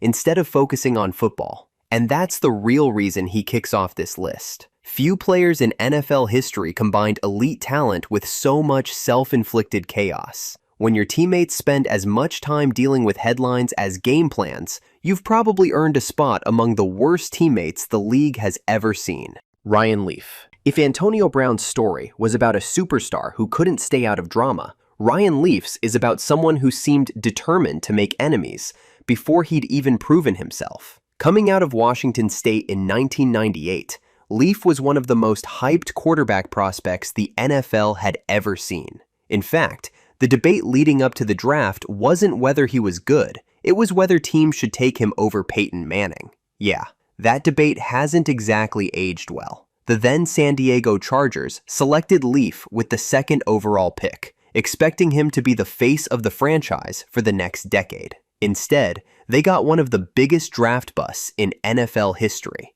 and a quarterback whose attitude wore thin almost immediately. Being a rookie quarterback is hard enough. Veterans are naturally skeptical, and you earn respect through hard work, accountability, and leadership. Leaf took a different approach. From early in his career, he developed a reputation for clashing with coaches, arguing with teammates, and refusing to accept criticism. When things went wrong, someone else usually seemed to be at fault. His temper became legendary. One of the most infamous moments came after a loss to the Kansas City Chiefs during his rookie season. A reporter asked what seemed like a routine question about the game. Instead of answering, Leaf exploded with profanity, shouting at the journalist in a locker room full of cameras. If that's how he reacted to reporters, you can imagine how conversations with coaches sometimes went. Behind the scenes, teammates reportedly grew frustrated with his lack of maturity. Veteran players expect their quarterback to stay composed under pressure. Leaf often did the opposite, letting his emotions boil over when adversity hit. And adversity hit a lot. Injuries, poor performances, and mounting criticism only seemed to make matters worse. Rather than pulling the locker room together, Leaf often pushed people away. Coaches questioned his preparation, while teammates questioned his leadership. It's hard to rally behind someone who's constantly pointing fingers instead of looking in the mirror. One former teammate later described the atmosphere as exhausting because every week seemed to bring another confrontation or another emotional outburst. The Chargers gave him opportunities to turn things around, but the relationship kept deteriorating. By the end of just his second season, it was obvious the marriage wasn't going to work. Leaf bounced briefly to Dallas and later Tampa Bay, but the same issues followed him. The incredible arm talent that had made scouts dream of a future Hall of Famer was overshadowed by behavior that made coaches hesitant to trust him. To his credit, Leaf has been remarkably open in recent years about the mistakes he made during and after his playing career. He's spoken publicly about addiction, mental health, and taking responsibility for the choices that derailed his life. That honesty has earned him respect from many people who watched his career unfold. But when we're talking about the worst teammates in NFL history, we're judging what happened inside the locker room at the time, not the person he's worked to become afterward. Ryan Leaf had every physical tool to succeed in the NFL. Unfortunately, talent can only take you so far if the people around you no longer want to follow your lead. Richie Incognito. If you judged Richie Incognito purely by his play on the field, you'd see a tough, physical offensive lineman who made 4 Pro Bowls and carved out a long NFL career. If you judged him by what happened in the locker room, well, that's a very different conversation. Incognito had developed a reputation as an aggressive personality long before the incident that made him infamous. Coaches loved his intensity between the whistles, but there were constant questions about whether he could keep that intensity under control once the play was over.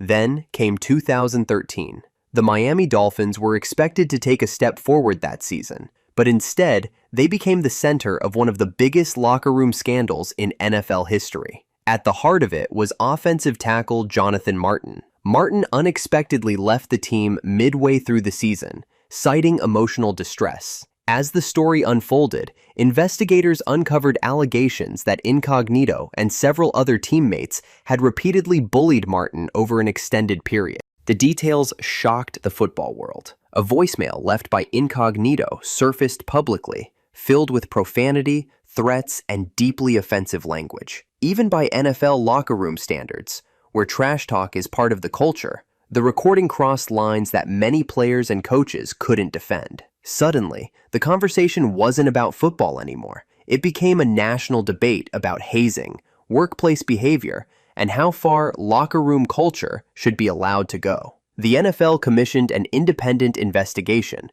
and the final report concluded there had indeed been a pattern of harassment directed toward Martin and, in some cases, other players. The Dolphins suspended Incognito indefinitely. Now, it's worth mentioning that this story remains more complicated than many headlines suggested. In the years that followed, Jonathan Martin himself made comments that caused some people to revisit parts of the narrative, and several Dolphins players insisted the locker room dynamic had been misunderstood. Even so, the investigation documented behavior that most organizations would consider completely unacceptable, and the scandal permanently changed how NFL teams viewed hazing and player conduct. For Incognito, the damage to his reputation was enormous. Ironically, despite everything that happened, he eventually returned to the NFL with the Buffalo Bills and later the Raiders, where many teammates praised him as a dependable veteran. That's what makes his story so unusual. Depending on which teammate you ask,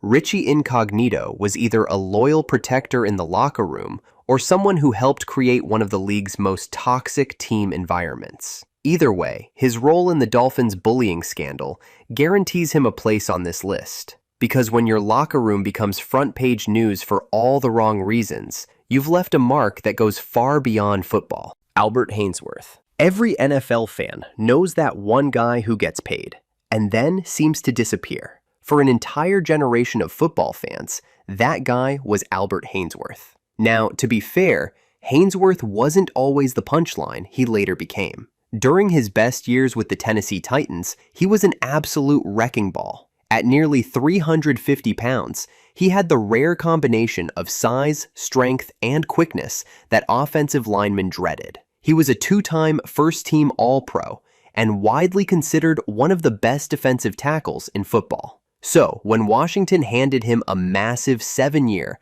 $100 million contract in 2009, an eye-popping number at the time, it wasn't completely out of nowhere. The problem was what happened after the ink dried. Almost immediately, questions about Haynesworth's commitment started popping up. He skipped off-season workouts, showed up out of shape, and seemed to clash with just about everyone in the organization. Then Mike Shanahan took over as head coach before the 2010 season. Shanahan wanted to install a new 3-4 defensive scheme, which required Haynesworth to play nose tackle, a position he openly disliked. Instead of embracing the change, Haynesworth fought it every step of the way. He skipped mandatory minicamps, complained publicly, and repeatedly made it clear he didn't want to play the role his coaches envisioned for him. That's never a great look. Imagine your boss asks you to take on a slightly different assignment, and your response is basically, "Yeah, I'm just not feeling it." Most people don't get to keep a $100 million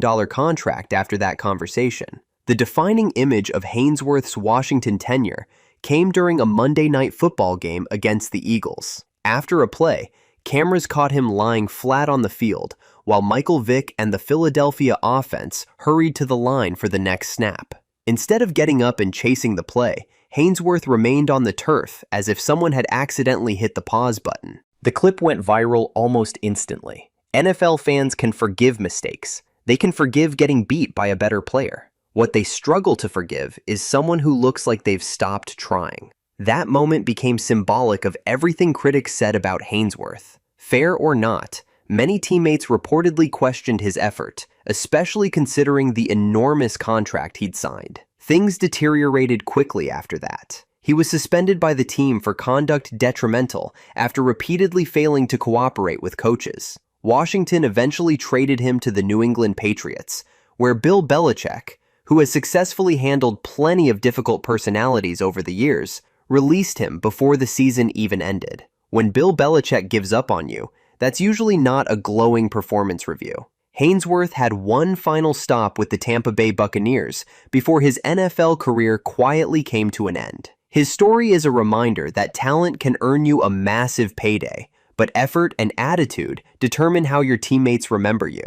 Because no matter how dominant you were at your peak, Teammates notice when they think you're no longer giving everything you've got. Percy Harvin. Some players create drama because they love the spotlight. Percy Harvin somehow created drama even when he tried to avoid it. On the field, Harvin was electric. Whether he was catching passes, taking handoffs, or returning kickoffs, he could score from anywhere. Defensive coordinators had nightmares trying to figure out how to stop him because there simply weren't many players with his combination of speed, agility, and explosiveness. The frustrating part? His talent was almost always accompanied by reports of locker room tension. Even during his college days at Florida, there were whispers that Harvin could be difficult to manage. Those concerns followed him into the NFL after the Minnesota Vikings selected him in the first round of the 2009 draft. Early in his career, Harvin produced exactly what the Vikings hoped for. He won Offensive Rookie of the Year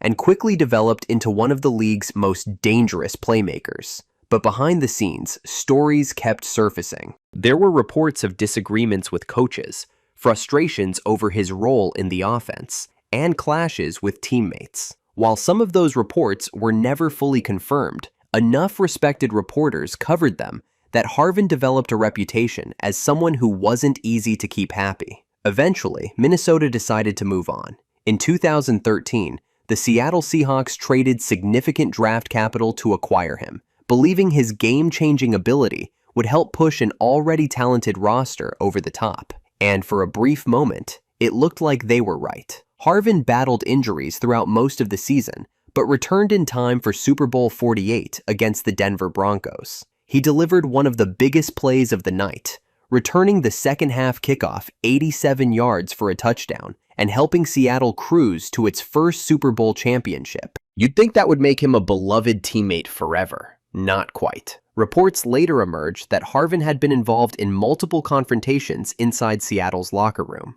The most famous allegation was that he got into a heated altercation with teammate Golden Tate during Super Bowl week. Several reports claimed the argument turned physical, though details varied depending on who was telling the story. There were also persistent reports that Harvin clashed with coaches and other players over time, creating tension inside one of the NFL's best teams. Seattle shocked many fans by trading him to the New York Jets just 6 games into the following season. That's usually not what happens when a player is considered essential to team chemistry. Harvin continued producing flashes of brilliance with the Jets and later the Bills, but injuries and questions about his relationships inside the locker room followed him almost everywhere he played. To be fair, several teammates have defended Harvin over the years, saying he was misunderstood and intensely competitive rather than malicious. And that's probably the fairest way to describe him. He wasn't necessarily the loudest troublemaker on this list. He wasn't constantly making headlines. But if multiple talented teams decide the off-field headaches outweigh the on-field highlights, that's usually a sign that maintaining harmony became harder than keeping the player. Percy Harvin's career is one of football's biggest what-ifs, because if the injuries and locker room issues had never entered the picture, there's a good chance we'd be talking about one of the most dynamic offensive weapons of his generation, instead of one of its most polarizing teammates.